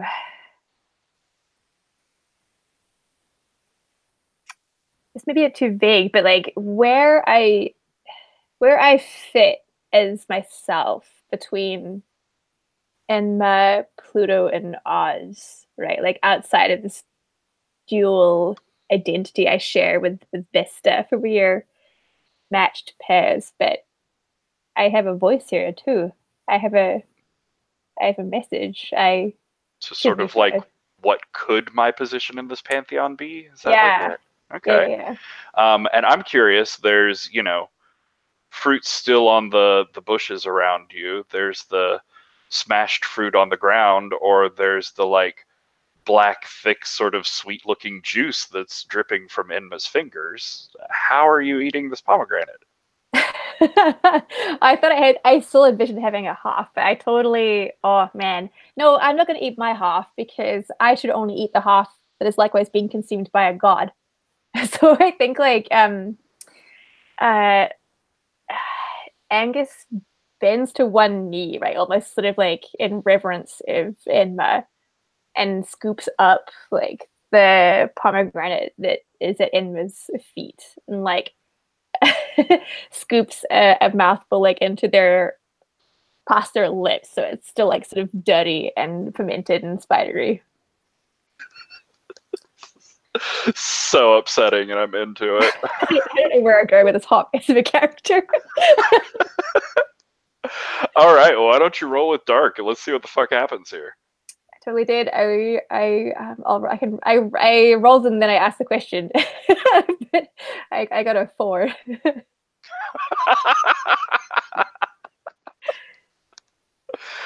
Okay, and it was about your like place. Yeah, and I can specify that further as to like what Nyx Sure. has in store for me, right? Like curious about Nyx's plan for my role of the Pantheon. Interesting. So go ahead and mark an XP. And as part of that miss there, I'm going to go ahead and give a string to Enma as Aengus is bowing down and worshiping in front of you. And we're going to take a minute and I'm going to come back to what that vision was because I just struggled through another vision. I got to make it fail worthy. So we're going to skip over to Vesta for a little while. I am here. Yay! Constantly surprised and delighted tonight when the internet decides to work. I'm just happy to be here. So yeah, this is a scene like around your screen somewhere in the underground, and I would like Osiris to be there. yeah. So I could totally see Osiris showing up wearing like a party hat and like one of the noisemakers in his mouth, bringing a housewarming gift. I thought you were supposed to be a god of death. Life and death. Vesta, you've definitely seen the videos going around online the past couple of days of this like ruined kid's birthday party and a fist fight in the streets between Eris and the Bishop of London. Hey, that is not my fault. I had nothing to do with that. And yet, Osiris is in the background of most of those shots. Nice. Yeah, that's true. Well, I guess what I want to push on is like I want to find out what it is about Osiris that is so different from these other death gods? Because we've got 3 in this pantheon. That has to mean something. So that's underground darkness and death are well represented in this pantheon. We are very 2018. Good work, everyone. Well, cool. How do you think you want to go about that? Is this like questioning Osiris, or is this questioning like your powers or your mysticness? Well, what I haven't seen the underground yet, Osiris. Can you show me? Can you show me around? Can you show me how you've made it yours? Oh, well, I mean, I don't spend a ton of time in the the underground, but by the way, this is for you. I hand you a fishbowl with a couple of goldfish in there. David actually Googled bad housewarming gifts. Nice. Oh, okay. I'm not supposed to drink these, am I? I've seen that at parties. I mean, it could make a good on stage thing, but I just thought it would be nice to get you something to help keep you company in your new place. They're lovely. I'll kind of turn and look to see like where there's any kind of furnishings in what's left of the functional underground. Well, I mean, there's one of those like metal trash cans that has like the ashtray bit on top, so you could sort of set it down in the middle of the kitty litter. Okay. Yeah, this will be a lovely place. Yeah, you probably noticed that those goldfish don't look a little on the pale side as well. The bones are poking through. And it is weird, Vesta. The like tint or color seems to be off on your screens around here. Everything's creeping towards like sepia or even black and white. Yeah, even that party hat is not as colorful as party hats should be. Nice. So yeah, Vesta, how are you going about determining this? I want I want you to show me around. I want you to show me what's yours. And I mean, what is we can chill. My ostensible brothers. Oh, I mean, yeah, we could chill over at the theater. You're always welcome. It's not here. Well, it's like a little bit down. It's not far. But I thought this was the underground. I thought this was the underworld. I thought this was where the death gods made their places of power.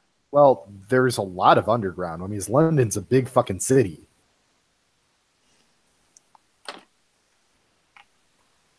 Indeed. Well, show me your place. Sure. So yeah, okay.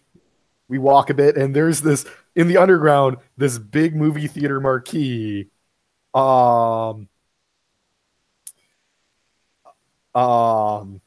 With now playing God, what should it be? What should it be? I think it's called Gold Rush. It's an old Charlie Chaplin movie. It is the what's listed as now playing on the marquee. And yeah, Oz just kind of walks in, and there's a bunch of people there drinking beer and other stuff, and there's probably some heroin going around, and other not so pretty much anything's welcome here.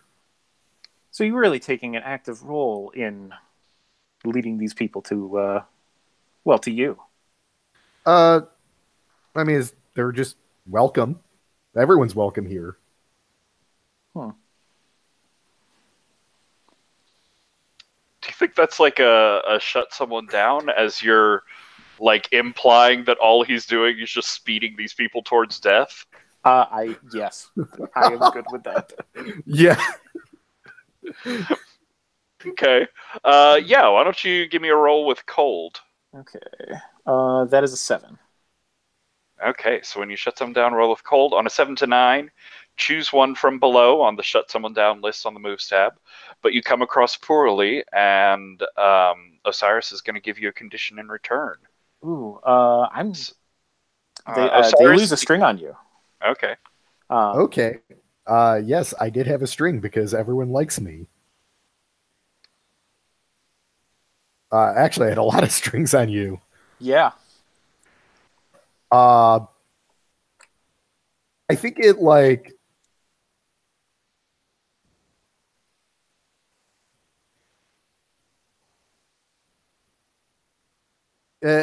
I think the implication kind of goes over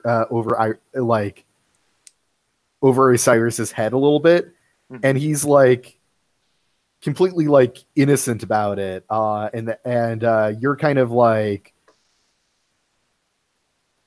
you're going to come off as kind of a killjoy for like trying to like for trying to like turn like Osiris's openness into something negative. Okay. So is that you think Killjoy is your condition? Yeah. Okay. Nice. Like I think Osiris like kind of like is like, you know, is kind of like a little like weirded out for a second, like, but obviously he's not really thinking about it. So yeah, I think Vesta, you see just like a flash of sort of what you're calling vapidity. Like he just seems a little shallow, like he hasn't considered his actions like you have, and you've only been thinking about them for like 30 seconds. Right. And I think that's why his opinion loses a little weight with you. He loses that string. Okay. And I'll say Chaplin could have been in the Pantheon before. Could have been. Could have been a death god. He took every chance in the world himself. Didn't put his crew in danger. Didn't put the people around him in danger. You could learn something from him. Oh, I mean, I'm not really like a leader or a role model or anything. I'm just, No, indeed not. you know, I just like to, you know, make people laugh, and, you know, it's pretty much the only thing I'm good at.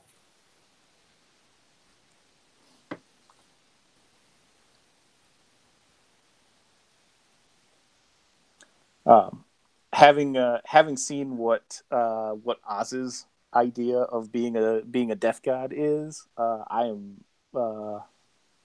suitably unimpressed. I do want to know though whether this counts as having been invited in to trigger my the invited move. Okay, I so absolutely invited you to Perfect. the theater. In fact, I basically gave you an open invitation. Perfect. Save that for later then. So do you want to do anything to prove to Oz like how his vision is wrong, or maybe to like influence these people around him? Can I think about that for a minute? Sure thing. Okay. Let's skip back over to the other two eating the definitely not toxic fruit. It's fine. It's great. So it's fine. Things are good. So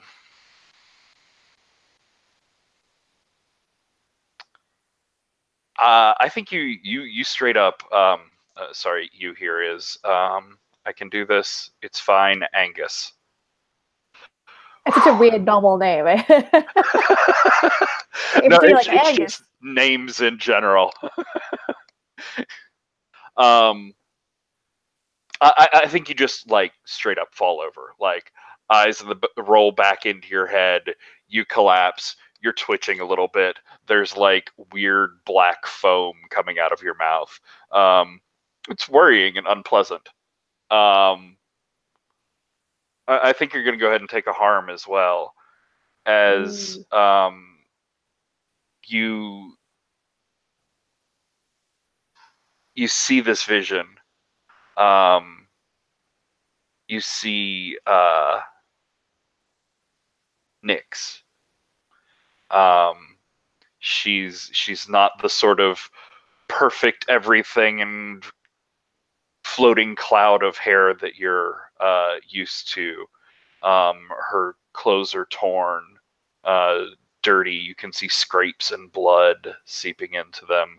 Her hair is long and is down, like wrapping tightly around her, like if it could be hugging or protecting her, but it's also slithering and snake-like, all these different tendrils of her hair going around her.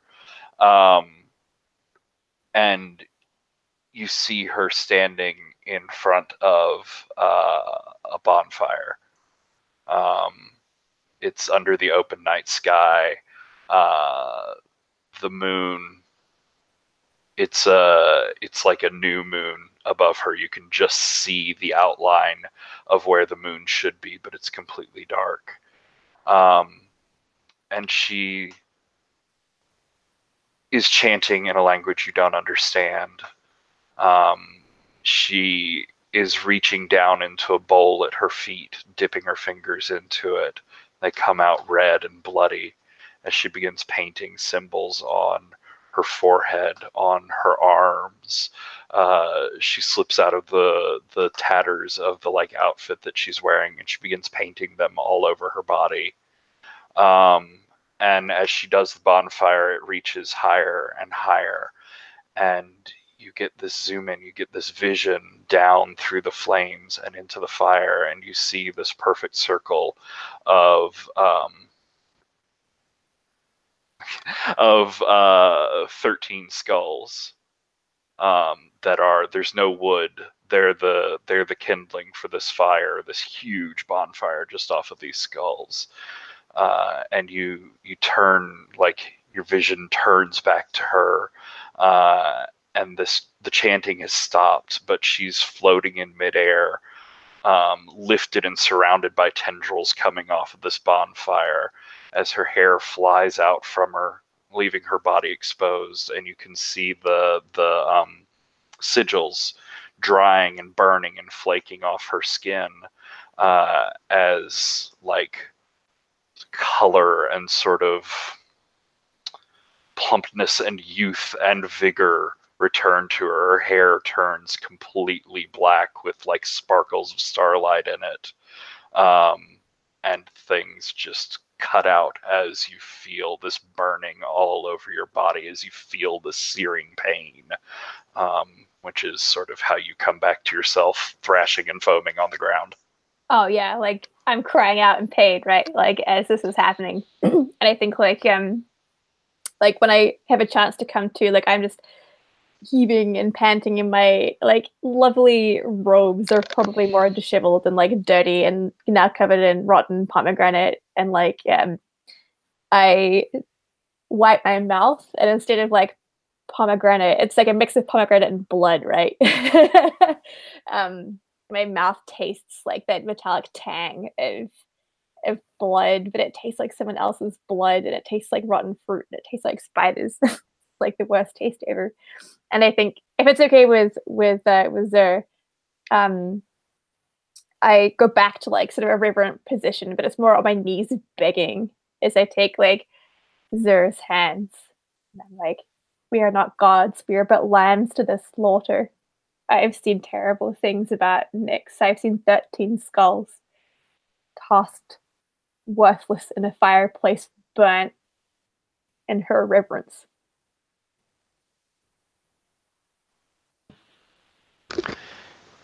I mean, of course we're gods. Of course I'm a god. We are not gods, we are lambs. And Nyx is the shepherd. And why follow her? I mean, what has she ever done for us? Why do you follow her? Presumably you follow her. Do you follow her not? No. I'm not part of her little game. But I mean, if what you say is true, sounds like a good thing I'm not. And I think, like, Angus's grip gets a bit tighter, like more pleading. As Angus is like, how do we fix it? So this is not my fate as well. Like, I'd rather like living. Well, the only thing we know is that sounds like Nyx doesn't have your best interests at heart. Indeed not. And So I think I was gonna say it sort of sounds like you're like throwing her a rope here, like you're him. Sorry, damn. I have a story. You're like throwing him a life preserver here. You're throwing him a line. I'm interested in maybe like sharpening that to turn someone on. In this moment of desperation, you're giving him an answer of someone who's not following Nyx's plan. yeah, I can dig it. Is there some like moment of contact or eye gazing or what really puts the point on this? Oh, Is it a comforting, patronizing pat on the back of my hand? oh no, I think Z will let go of your hand and conjure up some like glimmering, shining sword, like rest on your shoulders, and say, "We can take our own fate into our own hands. You don't need to be one of her knights." Nice. Please knight him. That would be amazing. I'm here for this. All right. I think that's beautiful. Why don't you roll with hot, Edma?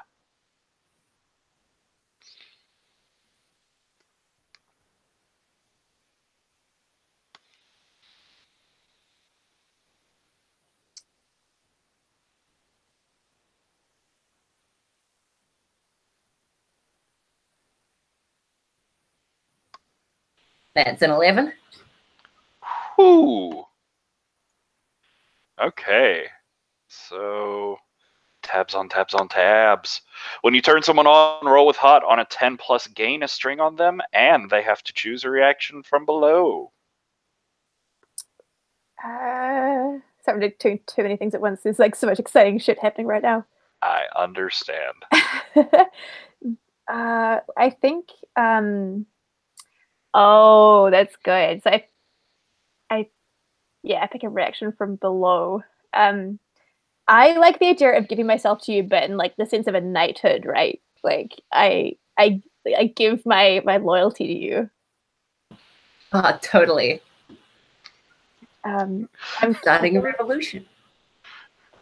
I love that statement of, like, I see where I could just give myself to you momentarily and physically, but instead I am turning over all my beliefs and spiritual energy to you. Is that all right?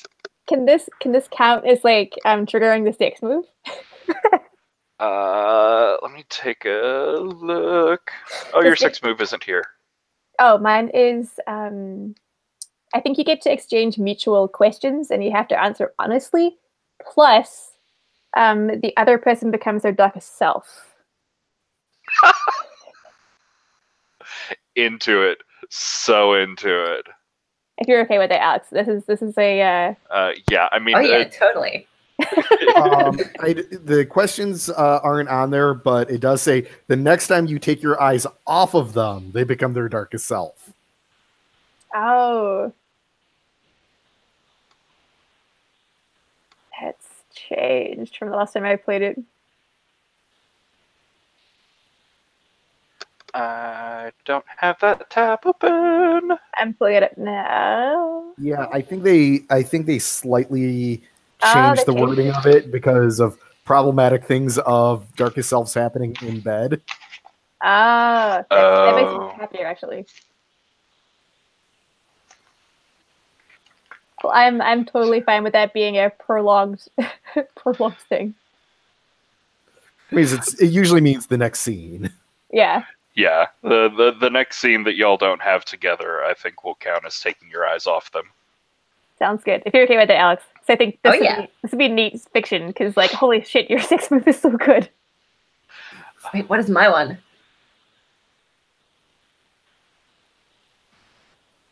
Ah.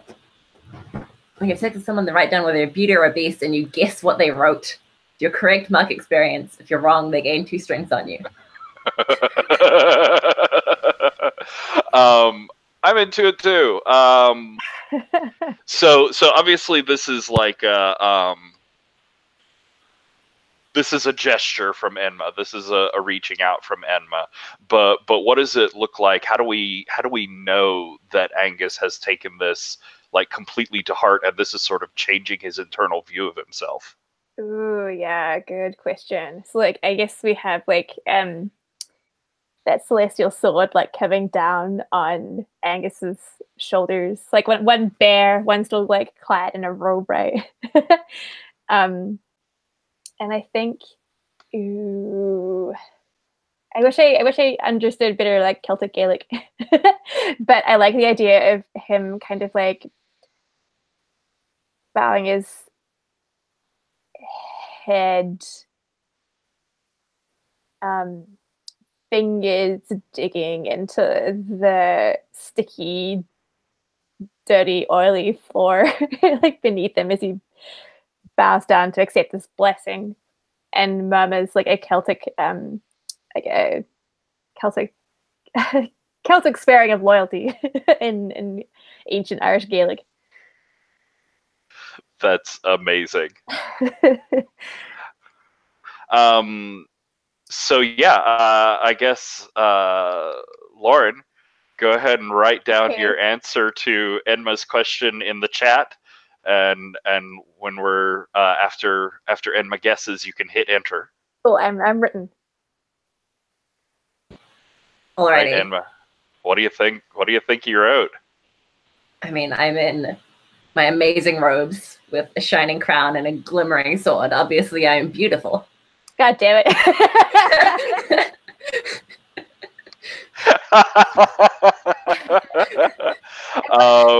So you get an XP for guessing right.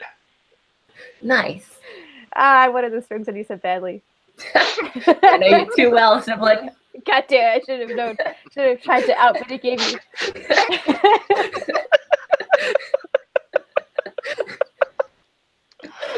Oh.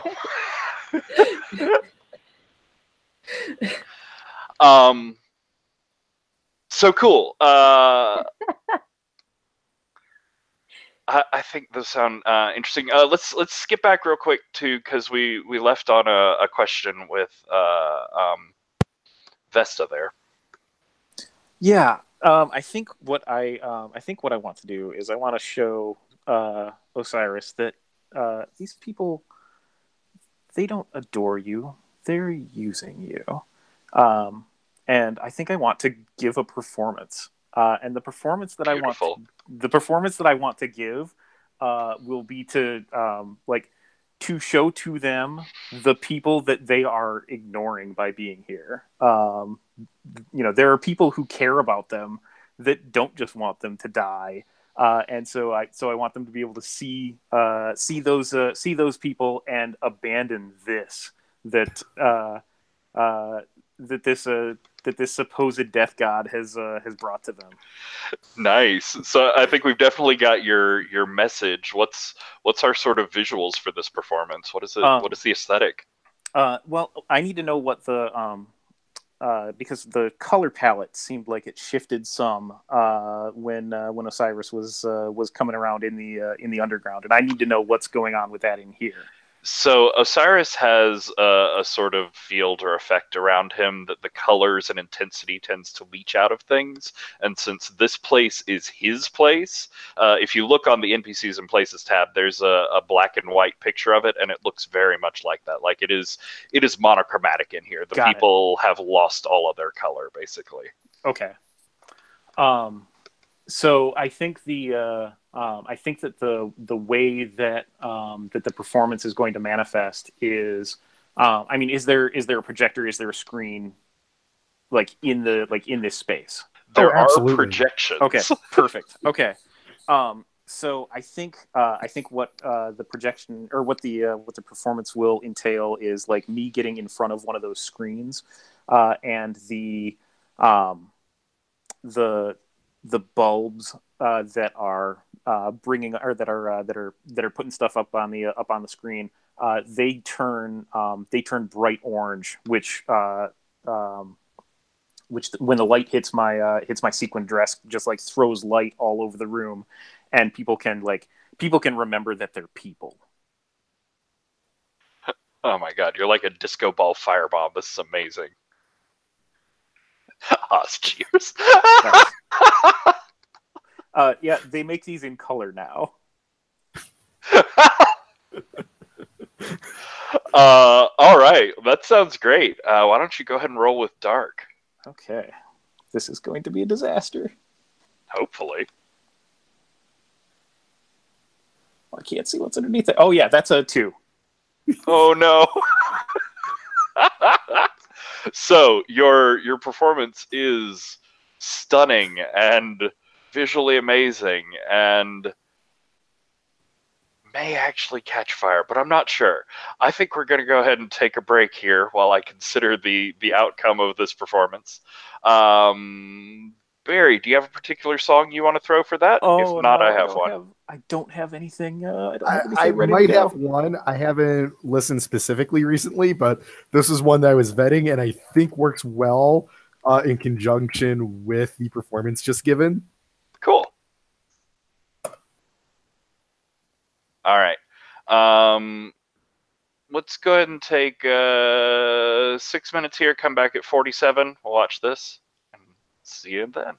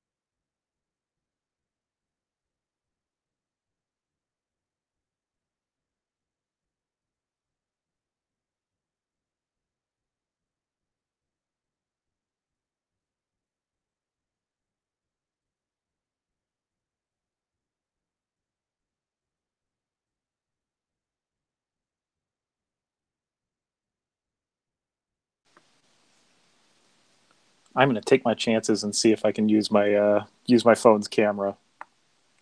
Do If it. that Yeah. if this totally fails, then I'll quit out of that too. So we'll see.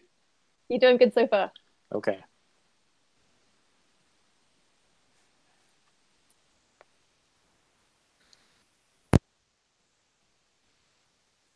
My God, the end of that arc in Mercy Falls 83. Oh. Oh yeah. Dragon babies. I had to take breaks. It was rough. I don't know if I ever watched or listened to the last arc of Mercy Falls 83. 83 was interesting because it was totally cursed, and that we kept trying to schedule last session of it, and it kept not happening. So it never got an ending.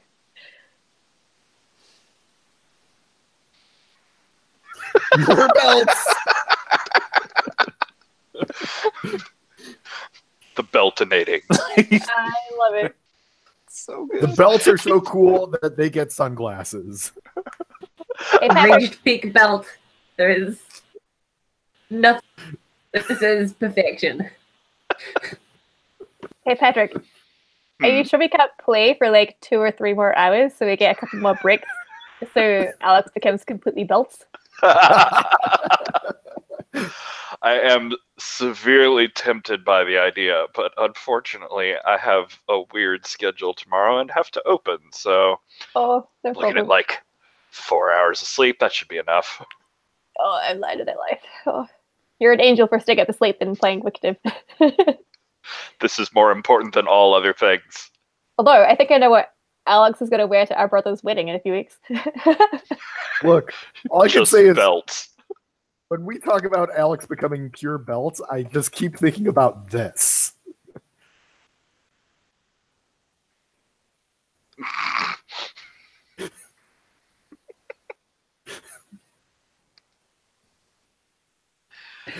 Yes. Literally the Okay. worst character design ever. So, back in the Garden of Really Unpleasant Delights,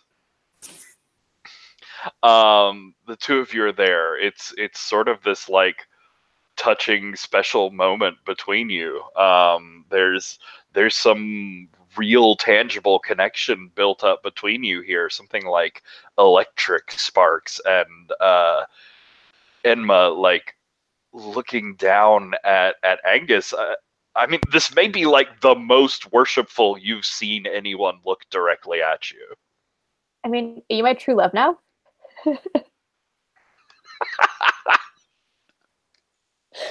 Wow, so fickle. just I mean, I'd love to be, but I'm also gone next session. So, I mean, oh, dang it. Oh, it's okay. I'm not next session. I'm not on the next session either. I don't think anyway. I don't know. I'm not keeping tabs.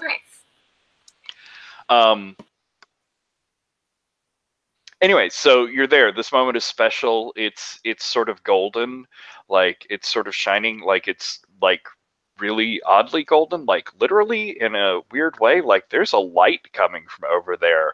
That's wow, that's like a spotlight or a bonfire or there is something really big going on over there.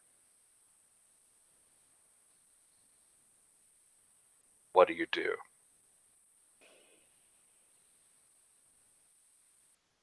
Is it fate? I think it must be. And if it's fate, then we shall heed its beck and call. Come. And I grab your hand with my bloody, sticky pomegranate hand and pull you toward the light. All I right. mean, I'll tolerate it for now. So I'm going to give a big descriptive thing of what's going on over in the marquee. And once I finish babbling about that and start asking those two what they're doing, the two of you can feel free to show up at any point. Just yell out at me that we're here now and it's dramatic. Okay? Cool. So back in the theater, Vesta is being this like golden disco ball of, I think I'm better than you, but maybe I should have practiced these performances a little bit more. Things is going wild. So these flashes, these sparks, these motes of I should not read the chat in the middle of dramatic moments. Gold sparkles going off everywhere. They're like the images on the projections on the walls. They're brightening. They're turning this like gold tint. There's all these motes floating everywhere until they sort of start to cluster around each of the projections in like two burning golden circles as each of the projections changes slowly to the same image. It's a face. It's a face with round golden glasses in front of it. God damn it, belts. It's Father Richards. Stop being coy before I break down in laughter again. His face on all of the screens, his glowing golden glasses in front of him, as he stares out seemingly directly at each of you, and says, "Is this the inspiration that all of you are looking for? Is this the best that you think you could do with your energy, with your time, with your faith?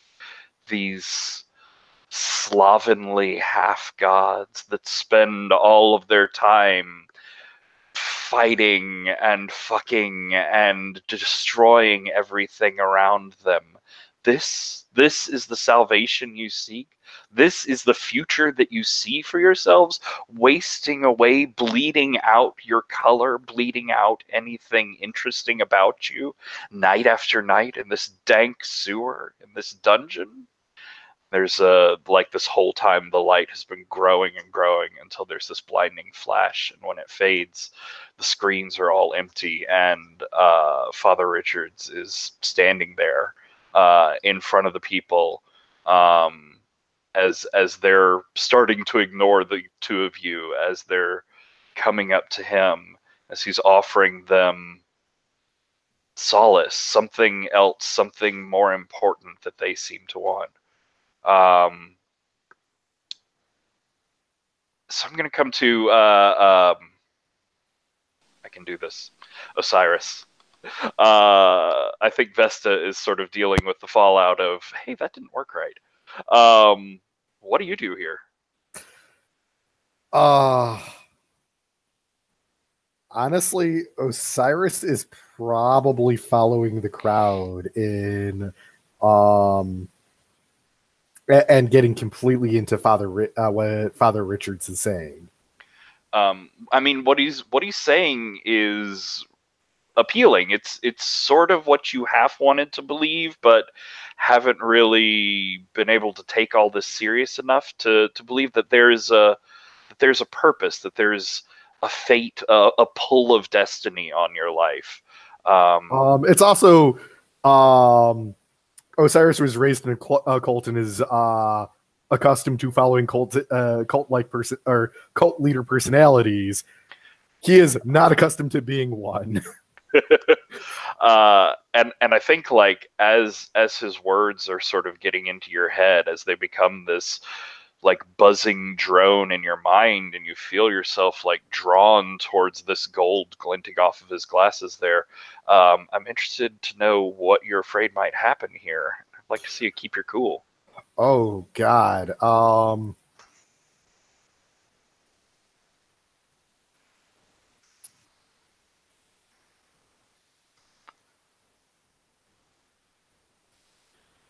There's so many bad things, and I'm not sure which choose. one. And I'm not sure which one Oz is actually afraid of. Well, if you got a 6-, what would be the most hilarious to blow up in your face? That's the question I always ask myself. Well, one of the most damning is that he's going to just join a new cult of Father Richards. Yeah, that seems pretty worrying. Yeah. It is an extremely likely thing for Oz to do, so let's roll it. Okay, roll with cold. Somehow, Oz succeeds at getting a 9. He rolled a 10. Nice. So, tabsy tabs. There we go. So on a 7 to 9, the MC will tell you how your actions would leave you vulnerable. You can choose to back down or go through with it.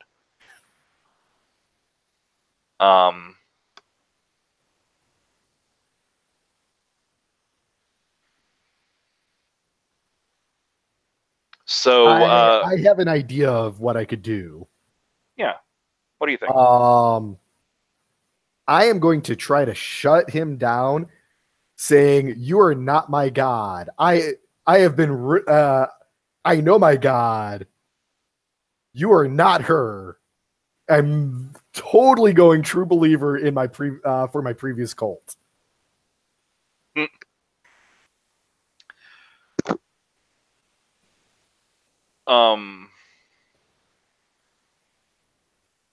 Do you mean like as like I'm basically totally revealing that I'm a fanatic for this other person. Does that work for you, or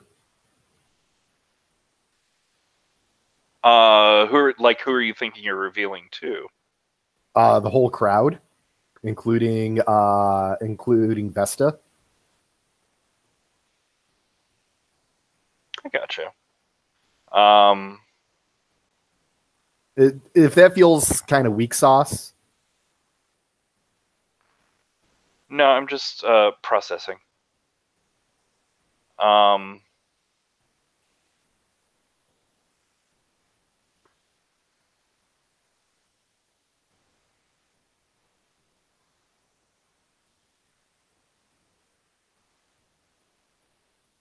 Yeah, I think that's all right. So yeah, if you want to stay and continue dealing with this, like there's people are gonna catch that on camera. It's gonna end up online. Like suddenly there are gonna be all these weird news stories about this cult that are gonna be linked to you. Like it's gonna be the first thing everybody thinks about with you. Or you can like get out of here. No, I'm going to do the more interesting thing and try to shut him down, which I'm also terrible at. All right, we'll come back to that in a second. Reminder, we are in time period when other people could show up whenever they want. But Vesta. Yes. So, yeah. Sorry, go ahead.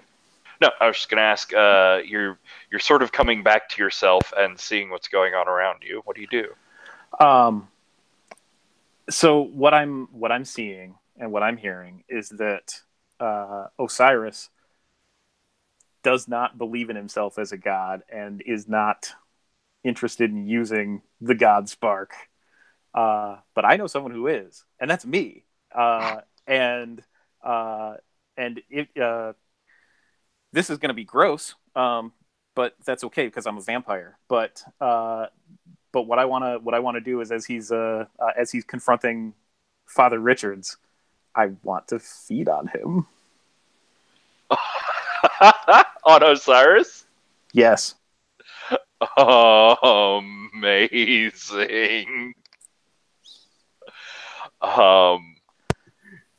Okay. He obviously has something of himself to give to a greater power, and I just want to make sure that goes to the right place. The good news is, if this is the first time you've ever been fed upon, we both mark experience. Yay! So tell me, there's some awkward requirements for a vampire's embrace. Sure.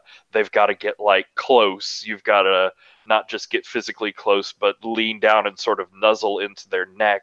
There's the danger of like pain and crying out and bleeding out. What are our sort of analogs here? What does it look like as you start to feed?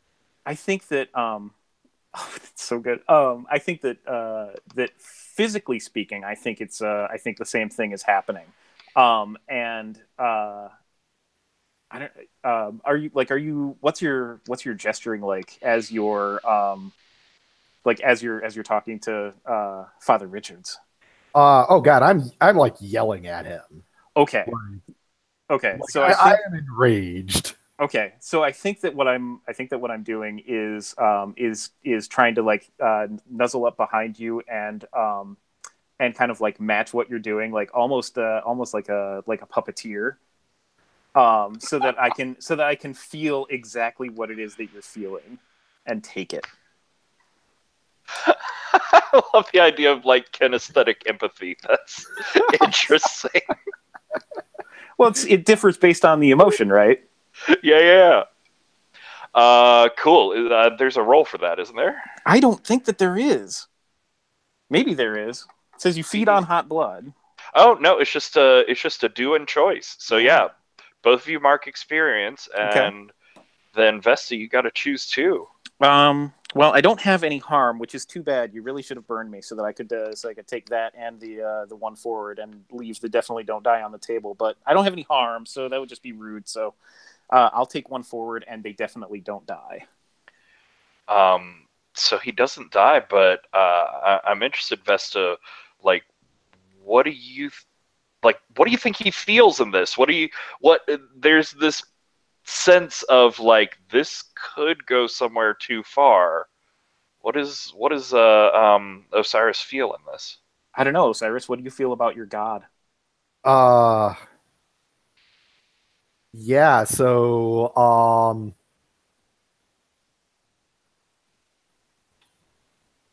mostly I feel abandoned. Oh, that's not what I wanted to feel. And is this like your god? Is that Osiris, or is that something from the cult? No, that's the cult. The cult. Did it have a name? So the leader was called Mother Diane. I might have been thinking about this for a week.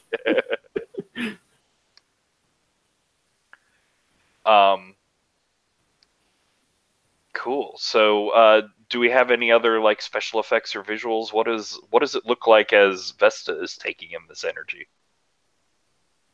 Oh, I want to know what it is that's coming out of Osiris. Oh God, you're eating my sense of abandonment. Yes. Well, it's more like he's. Can I change that just a little bit? Yeah.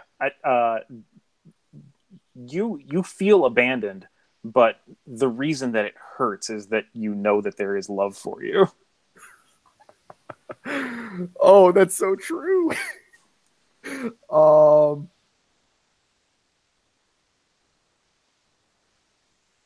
I think like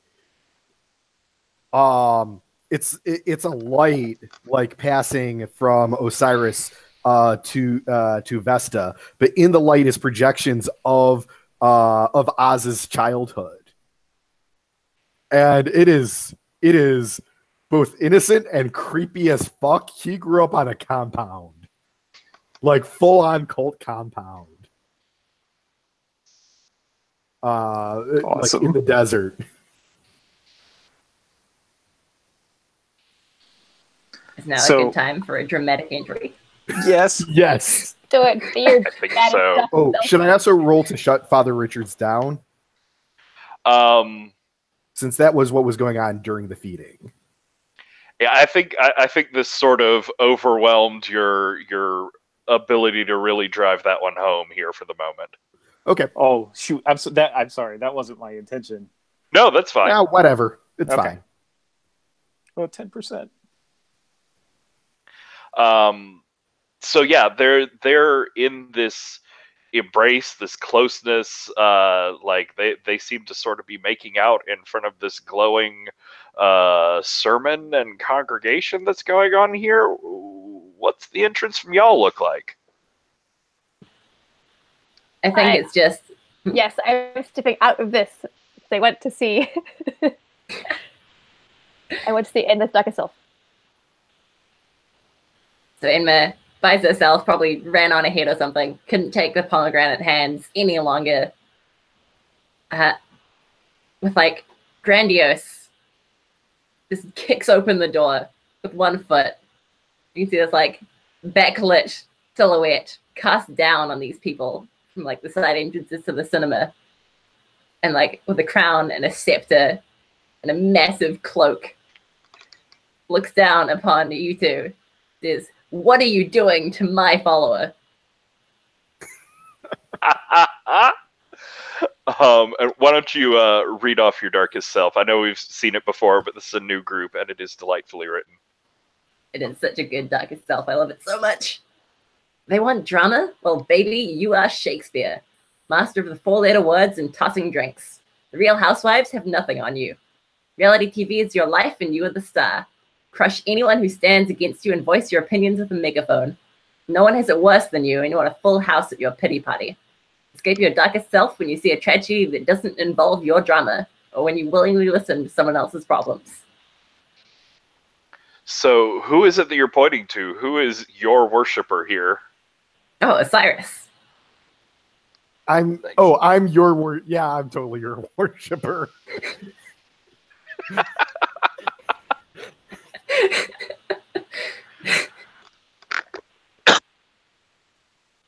Sorry. So yes, you make an amazing backlit entry. All noise and sort of background stuff stops. Everybody turns to you for your entry line. What are you doing, Enma?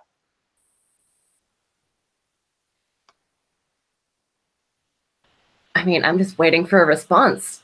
What does Vesta think she's doing to my worshipper?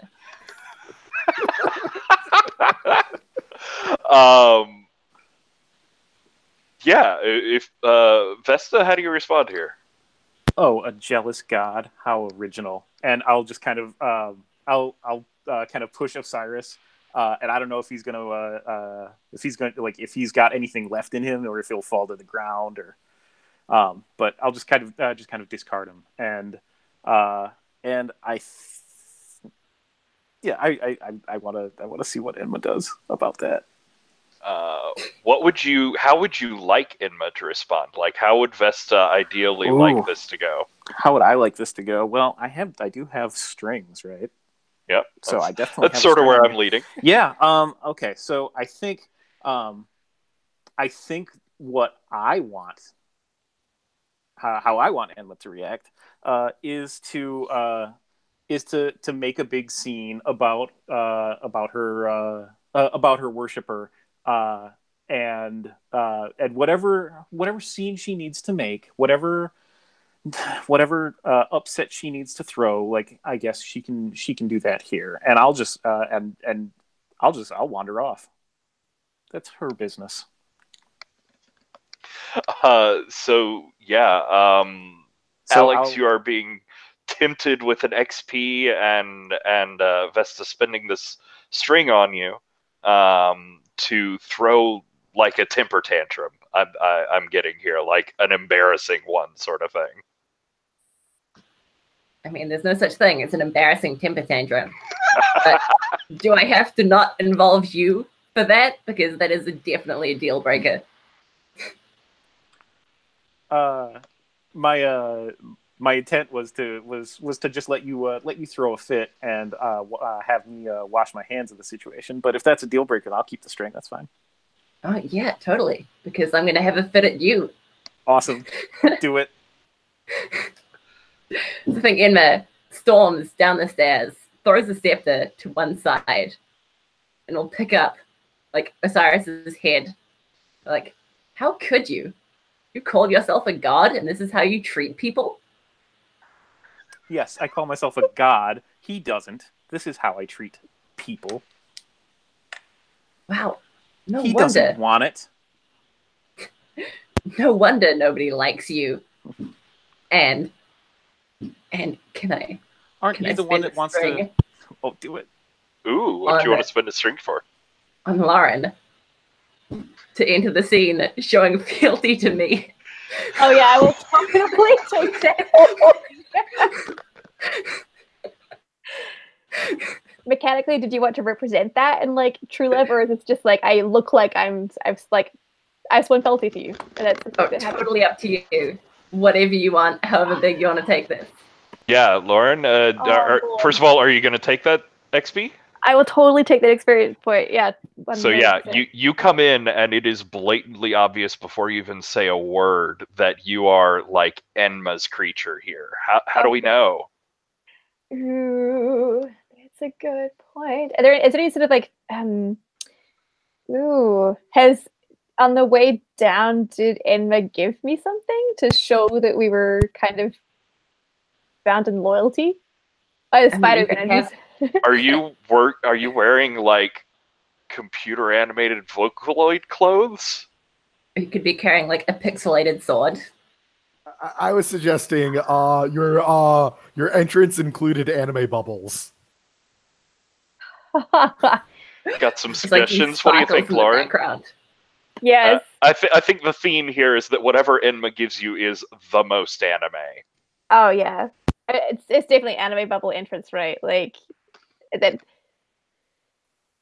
Oh yeah, no, yeah, like it's really physical love bubbles. Like they're just an aura that wafts around me that is so different to encounter to my usual grungy, like dirty theater hipster self. It's like there's like rosy love bubbles that sort of like blow behind me as I sort of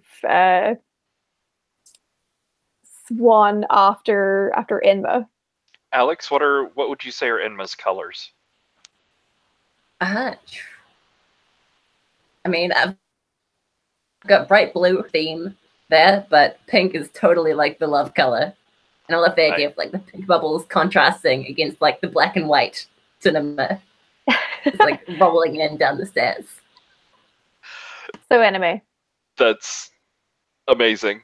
I think I might want to spend a string here for on Vesta's reaction. Okay. What would you I'm like going to offer Vesta a string if you try to make Aengus jealous with Oz. Oh, that's really good. That's really good. I know. Yeah, I'm gonna take that string. Oh, All right. What is it? I'm dying to know what that looks like. Okay. Should I talk? Yeah, go for it. Okay. So I'm gonna try and use my camera.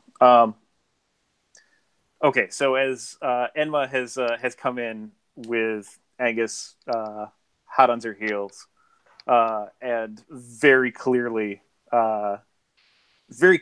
under their influence, I'll see that and say, "You're one to talk about taking someone's worshiper. I'll show you what that really means." And I'll grab Oz and plant one on him. Yes. Are you turning me on? Sounds like it. Yeah. Yes. I'll use my GM voice to say yes, that is what's happening. I am do. Oh, I need dice for that. That's a thing. Oh, I'm yes. good at this though. Oh, this is Yeah, good. roll with hot. Okay. There we go. That is a 12. So on a 10 plus, you gain a string on them, and Osiris has to make a choice from below. Oh yeah, I'll totally give in. Yeah, I think ass grabbing happens.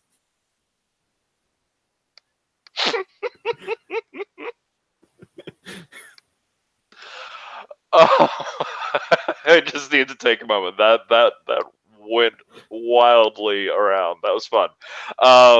So I think that brings us back to Lauren, who seems to have an idea. Yeah, no, I totally like the idea of oh yeah, this is too good. Okay, so I think mechanically it makes sense to shift true love to Enma, right? Which means Enma gets a string on me. And I think this is where I want to use mess with me, mess with them. Where so there's making out going on between Oz and Vesta. There's Enma having the biggest housewives hissy fit about followers. And I think like, oh man, yeah. There's totally that dramatic theater kid moment where Aengus is like, stop! And like throws like his hands out. And he's like, gods, we are indeed lambs to the slaughter if all you can do is fight and bicker. Do you not know what I have seen? I have seen such death and murder that pales in comparison to the petty politics pitter-patter around right here and now. Enma is the one we need to follow. Enma is the one who can lead us to keep these lives that we are currently frittering away. We must follow Enma. I think I'm trying to shut down like the making out that's going on here, or keeping my cool. I don't know. Whatever is appropriate. I just like that speech. It's really good. That was very good. I think you are demonstrably not keeping your cool. So it's not that. Shut someone down. Who are you shutting down? I feel like I'm shutting down. I guess either Oz or Vesta. But probably. We do have a combined total of 5 strings on one another. Yay. So I feel like if Vesta was the one who was like, I want to make it out with Oz to make like to make Aengus jealous, like maybe that's perhaps who I'm trying to shut down here to like. Okay, well, cool. Give us a what's the stinger? How do you point it directly at Vesta there? Ooh.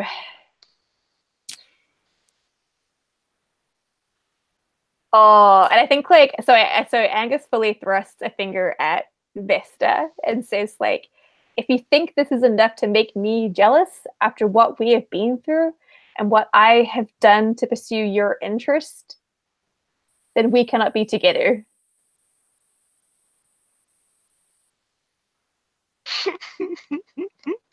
Nice. You'll find someone new. You always do. Let's go ahead and get a roll on that, Lauren. I followed you when I was just a mere mortal, and here I am, and all that jazz. Okay. Where are these dice? Oh, Jesus Christ. I got it's a hang on. It's a 4 on the dice, plus 1 is 5, plus what the crap is my cold stat? I feel like it's gonna be quite low. It was 2 from Mess With Me. It's a 4. Oh, plus a 2, right? Hang on. It's a 6, I think. Yeah, this is it. It's a 6. You do have a string on Vesta. Oh. Are you really going to throw away everything that we had? Oh, don't say these things. I mischecked like the shut someone down.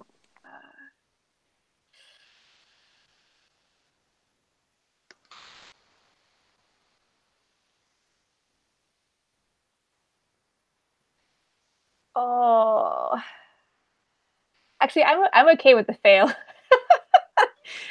unless the string would be more interesting. I like that you're leaving the door open. Of course, I love you. Aw.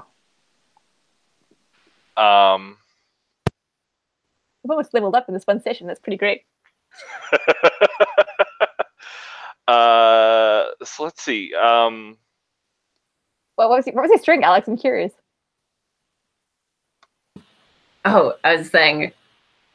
Wait, can you do with the string? Spin your string.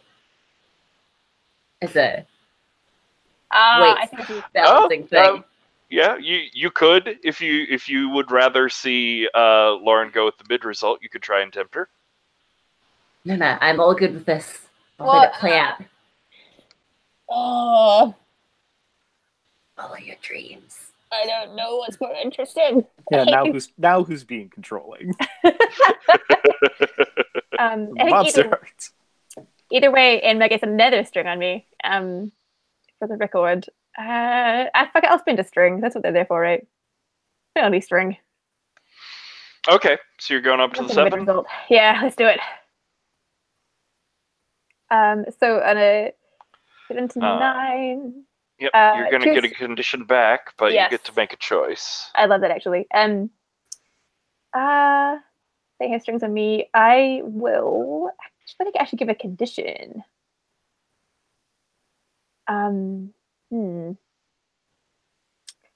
What is fitting? I'm open to suggestions.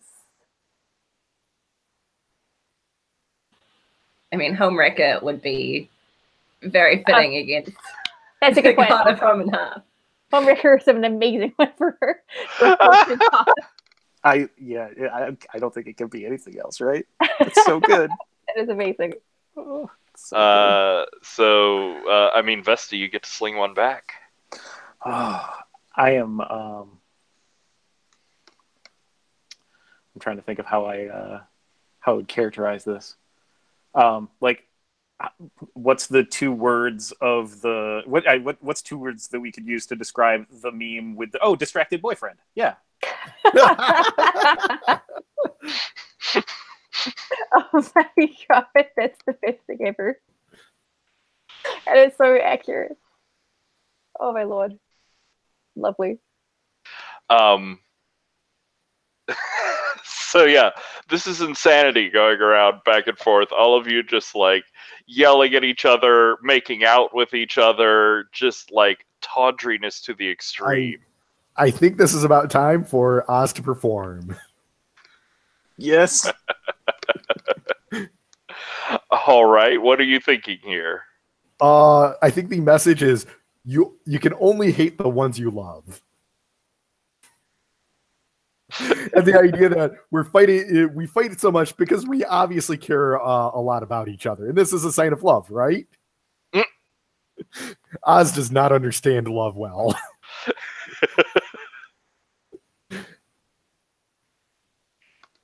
But he does perform well because that's a 10. Oof. So let's see.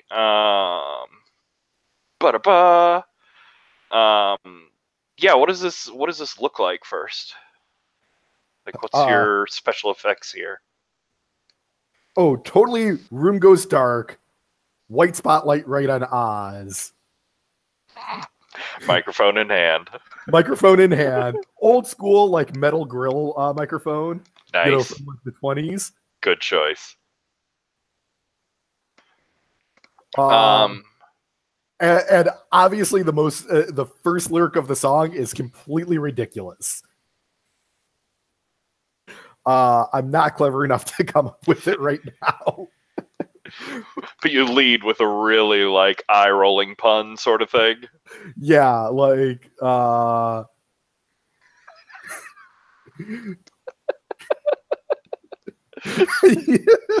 mean, Freddie Mercury's always a good place to start.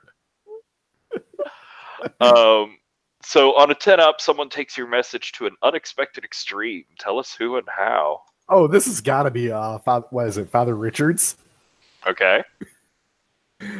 Because I am scared what an dangerous extreme for him means. So restate your message for me one more time. If you hate somebody, that means you truly love them.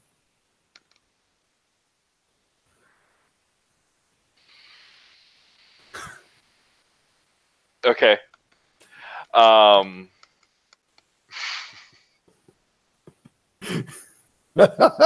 Yes. Oz is totally the worst. It doesn't try to be. So you give this performance, and the others of you turn towards Oz there. You sort of like retake in what's going on in the room, and I think you're all surprised to sort of see that, like, the room is a lot emptier than it was a few minutes ago. You see the tail end of, like, the last couple of people that were hanging out in here, like, leaving the marquee. And it's just y'all and Father Richards. And he looks at you pityingly. He says,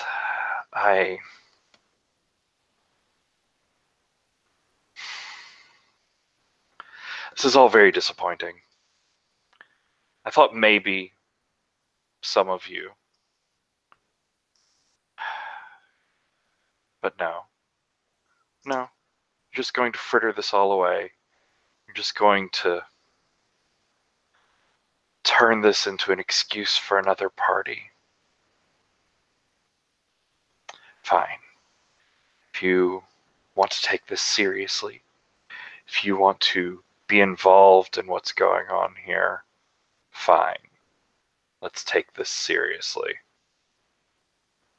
And he's gonna reach into his jacket and he pulls out, let me see. Tabsy, tabsy, tabs, tabs. Oh, yeah. A pair of black gloves. They have, like, metal studs running down the back of them. And they're covered in blood. These are Eris's gloves. Like, you recognize them. Oh, shit. And he tosses them down at your feet. This is not your time. This is his time. This is our time. You'll be swept clean from this city. Your infection will not take the people of London. And there's a flash of bright yellow sunlight, and he's gone. I think that's probably where we're going to stop.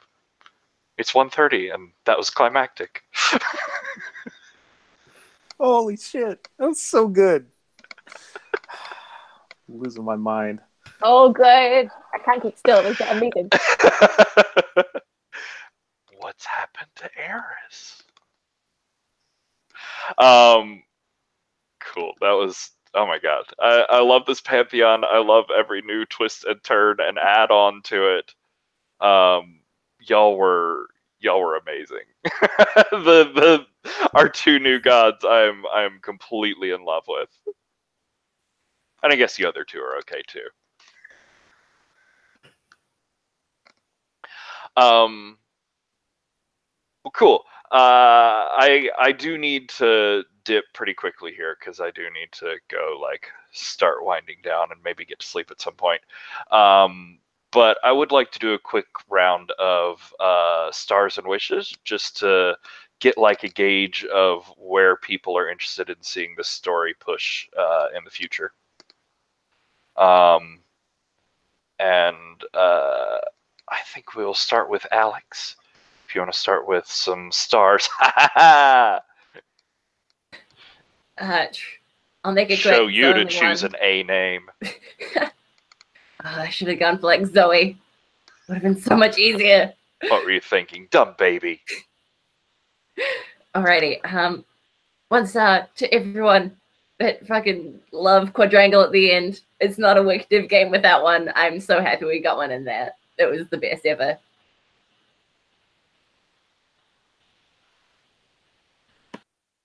Cool. Barry? Uh-oh.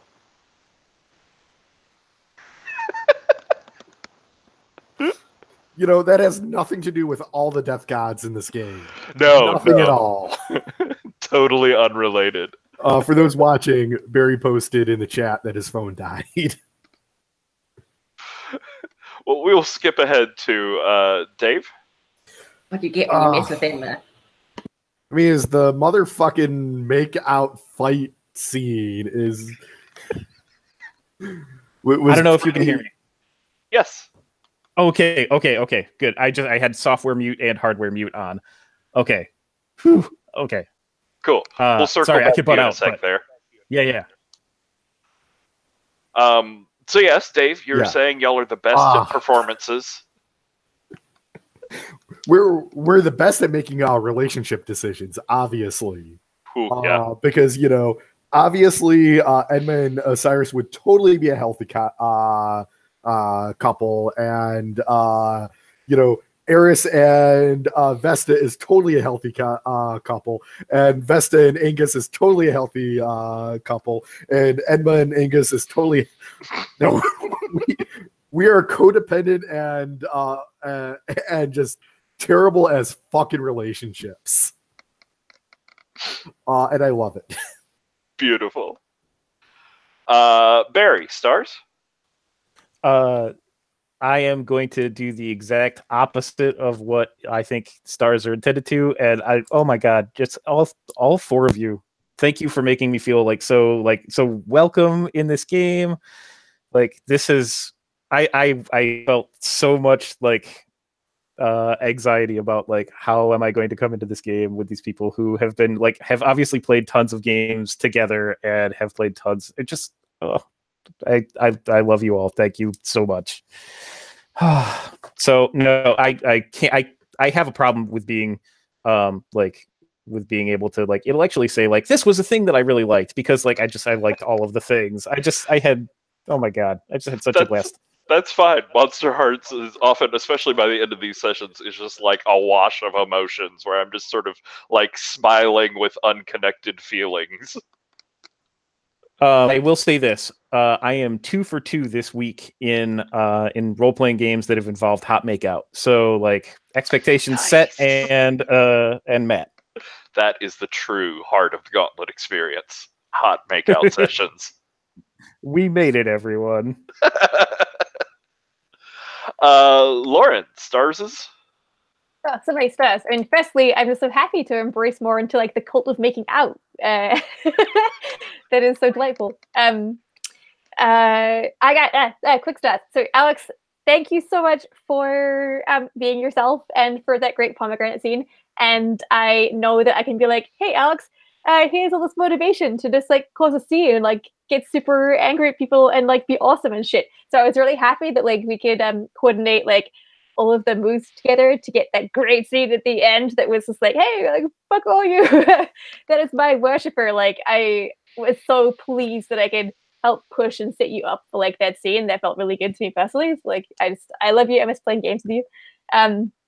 Barry, you fucking killed it. I felt like you've been part of the Pantheon this whole time. I mean, I guess you kind of have been because you've been watching some of the videos and stuff. And that whole culmination scene at the end with you and Oz and that weird bake out quadrangle where you were I'm gonna make you jealous, and I was you can't make me jealous because I'm scared of death. It was just such a great victim moment where it was so petty, but then in the grand scheme of things we're all gonna die, and it's grief ridden and tragic and awful. So I just felt so untorn. You killed it, Barry.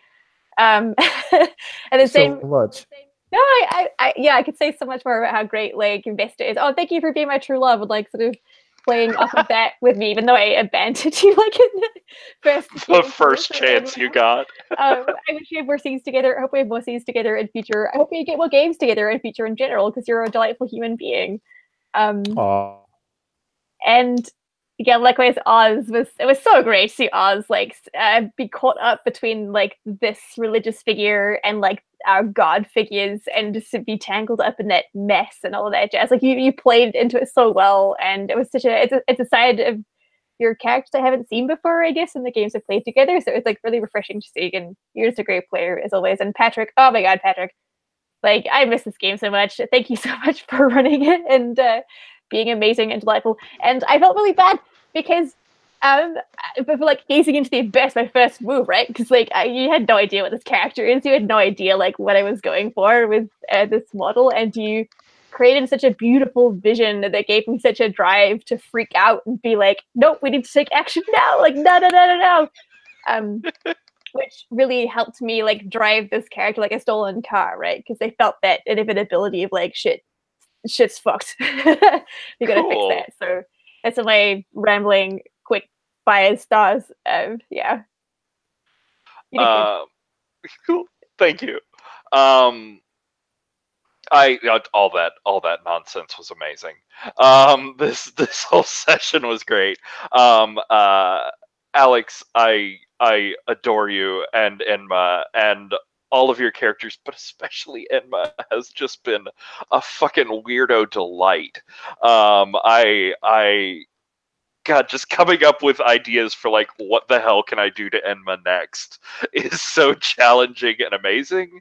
And I do hope we get to see more of you in the future because, like, I mean, we totally can't let one true Enma be the last Enma. That doesn't seem right. I totally wasn't throwing in Keep It Pythia as the next incarnation of Enma. Also, thank you, Brain, for the unexpected genius of Keep It Pythia. I'm just going to go ahead and star myself on that one. It was amazing. Barry, I will second that. Like, you just fit into this group so smoothly. It didn't feel like this was your first game of Monsterhearts. It didn't feel like this was your first game here in the Pantheon. And I liked how much you were willing to just like take every step for Vesta and just double down into something even further for the next one. It's going to be a lot of fun. Got 3 more of these. I'm excited. Dave, I think it was said earlier in the chat, but I love how committed you are to making sure that Osiris is just the worst. Like, all of his I've got a brilliant idea moments were just so like, oh god, no. In a really great way. And Lauren, I am into the unexpected creepiness of Aengus. Like, we got the introduction to Aengus, and I saw the picture of Aengus, and I was like, oh, okay. So he's sort of a sweet, doofy thrift store boy. I can sort of get that. Oh, no, he's twisted. Like, there's some weird shit going on in there, and I am into it. Oh, yay. I'm glad. So we'll circle back around for wishes, and Alex, as this is your, at the moment, last official of this month, who knows about the future sort of sessions, I'd just like to hear, like, if you didn't come back, what would you like to see from Enma storylines in the future? How would you like Xur to affect this Pantheon?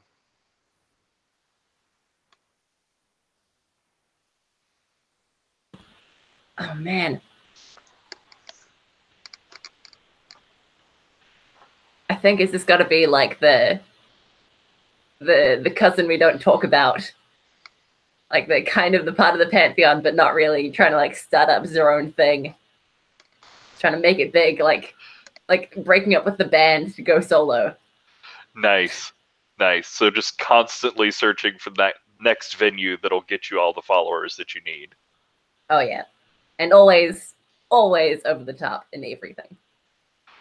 I will do my best to try and live up to that legacy. I don't know if I can quite handle it, but we'll try. The secret is you just come up with something random that's completely out there, and people will believe anime. So Barry, a little more focused towards the next session / the rest of this run. You know, we've had a number of storylines sort of sprinkled out there. What are you interested in following up on? What are you interested in seeing for your character in the future? Well, first, my first wish is fixing my fucking internet because this was a disaster. But we all got through it. So yay us. The internet is always the worst participant at the table. It's terrible. I love what's going on with Father Richards and Nyx, and like I I'm looking forward to like exploring more of like what's going on with the death gods in this pantheon, because we have so many of them, and I'm ostensibly related to one. And if there's anyone that I'm gonna back, it might be Pluto. So like I'm super excited to find out like what that means. I am also going to get Aengus back. This is not a tenable situation. We're supposed to be together. He said so. He waited. He waited for me. So that'll be fun to obsess over too. Nice. Dave? I mean, it's fuck. On one hand, like, there's so much between Oz and Father Richards right now. And he probably did like one of the few things that would actually piss him off. Not like, hey, I had this visceral reaction because you're reminding me of a lot of my baggage. No, he killed Eris, and Oz liked Eris. Because then again, Oz likes everyone. But yeah, that's going to be. I'm going to have to think about that. So I think there's a lot there. I'm so sad that Oz doesn't get to pursue his crush on Enma. I'm also kind of sad in that, God, there's so many similarities between Oz and Aengus. I don't know. I really want to see how Oz fits in with the other characters. And also, like, you know, it'll be interesting to see if, like, how characters respond to, like, why Oz is, like, so fucked up and vulnerable and everything. So, yeah, that's me kind of rambling about, like, a bunch of shit I'm interested in. Nice. But yeah, really, it's all awesome. I want to, you know, basically do fucked up things forever and ever and ever. And that's what we're here for in this game. Fucked up nonsense. All right, Lauren. Oh, you stole my wish for like fucked up nonsense. No, yeah, I think like so. I guess I've been for like one birth session, and my MO is mostly just to throw around like this very indulgently pansexual character, just to cause a bit of chaos, and yeah, like make people go their darkest self, see what happens. Like that was like I guess accidentally why I ended up picking the mortal, because like if characters are vulnerable and intimate with them, then you get a lot of like darker self drama stuff going on. So I just wish to myself to just keep pushing the mortals agenda. I'll probably switch True Love again depending upon who's in the session.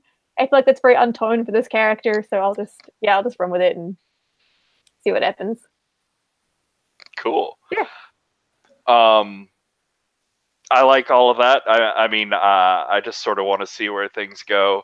That whole final scene where I was just losing track of like, wait, who's making out with who in order to make who jealous? Like all of that. Would love to see more of that.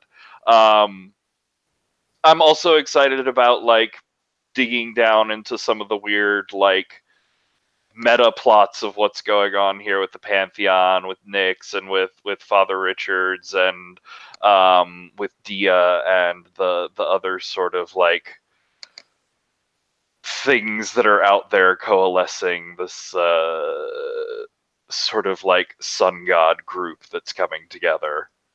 I think it's a very interesting. I think it'll be an interesting twist off of the Wicked sort of standard storyline, and I just love how thematic this Pantheon has been so far. So it was easy to start coming up with like opposites to it in a way, which has really been fun. So yeah, I want to see more messed up emotional knots, and I want to see more like weird, deadly plots going back and forth, and strange, unknowable portents, and really just Wictiv. I think that's what I could have said. I want to see Wictiv. That reminded me. You recall like the very first fight we had, like way back in season 1, where it was like Eris, and there was a lot of like fighting, and it got hectic, and it was like really hard to keep track of. But it was like glorious and glittery and stuff. That was how I felt in this session. I was like, I don't know who's making out with who. Like, I don't know who is trying to make who jealous. Like it was it was such a good callback to like that fight, but with like jealousy and feeling. But with kissing instead of punching. Exactly. Cool. Kissing and anime bubbles. Yes, anime bubbles very important. All we need is a giant snake monster, and it'll be full circle, guys. We can do this. Okay. I'm getting a little delirious, and Yes. I do need to. I adore that song. It's so wrong and amazing. What? Oh my god, giant anime snake monsters and we missed out? Oh, now Enma has to come back. I'll say.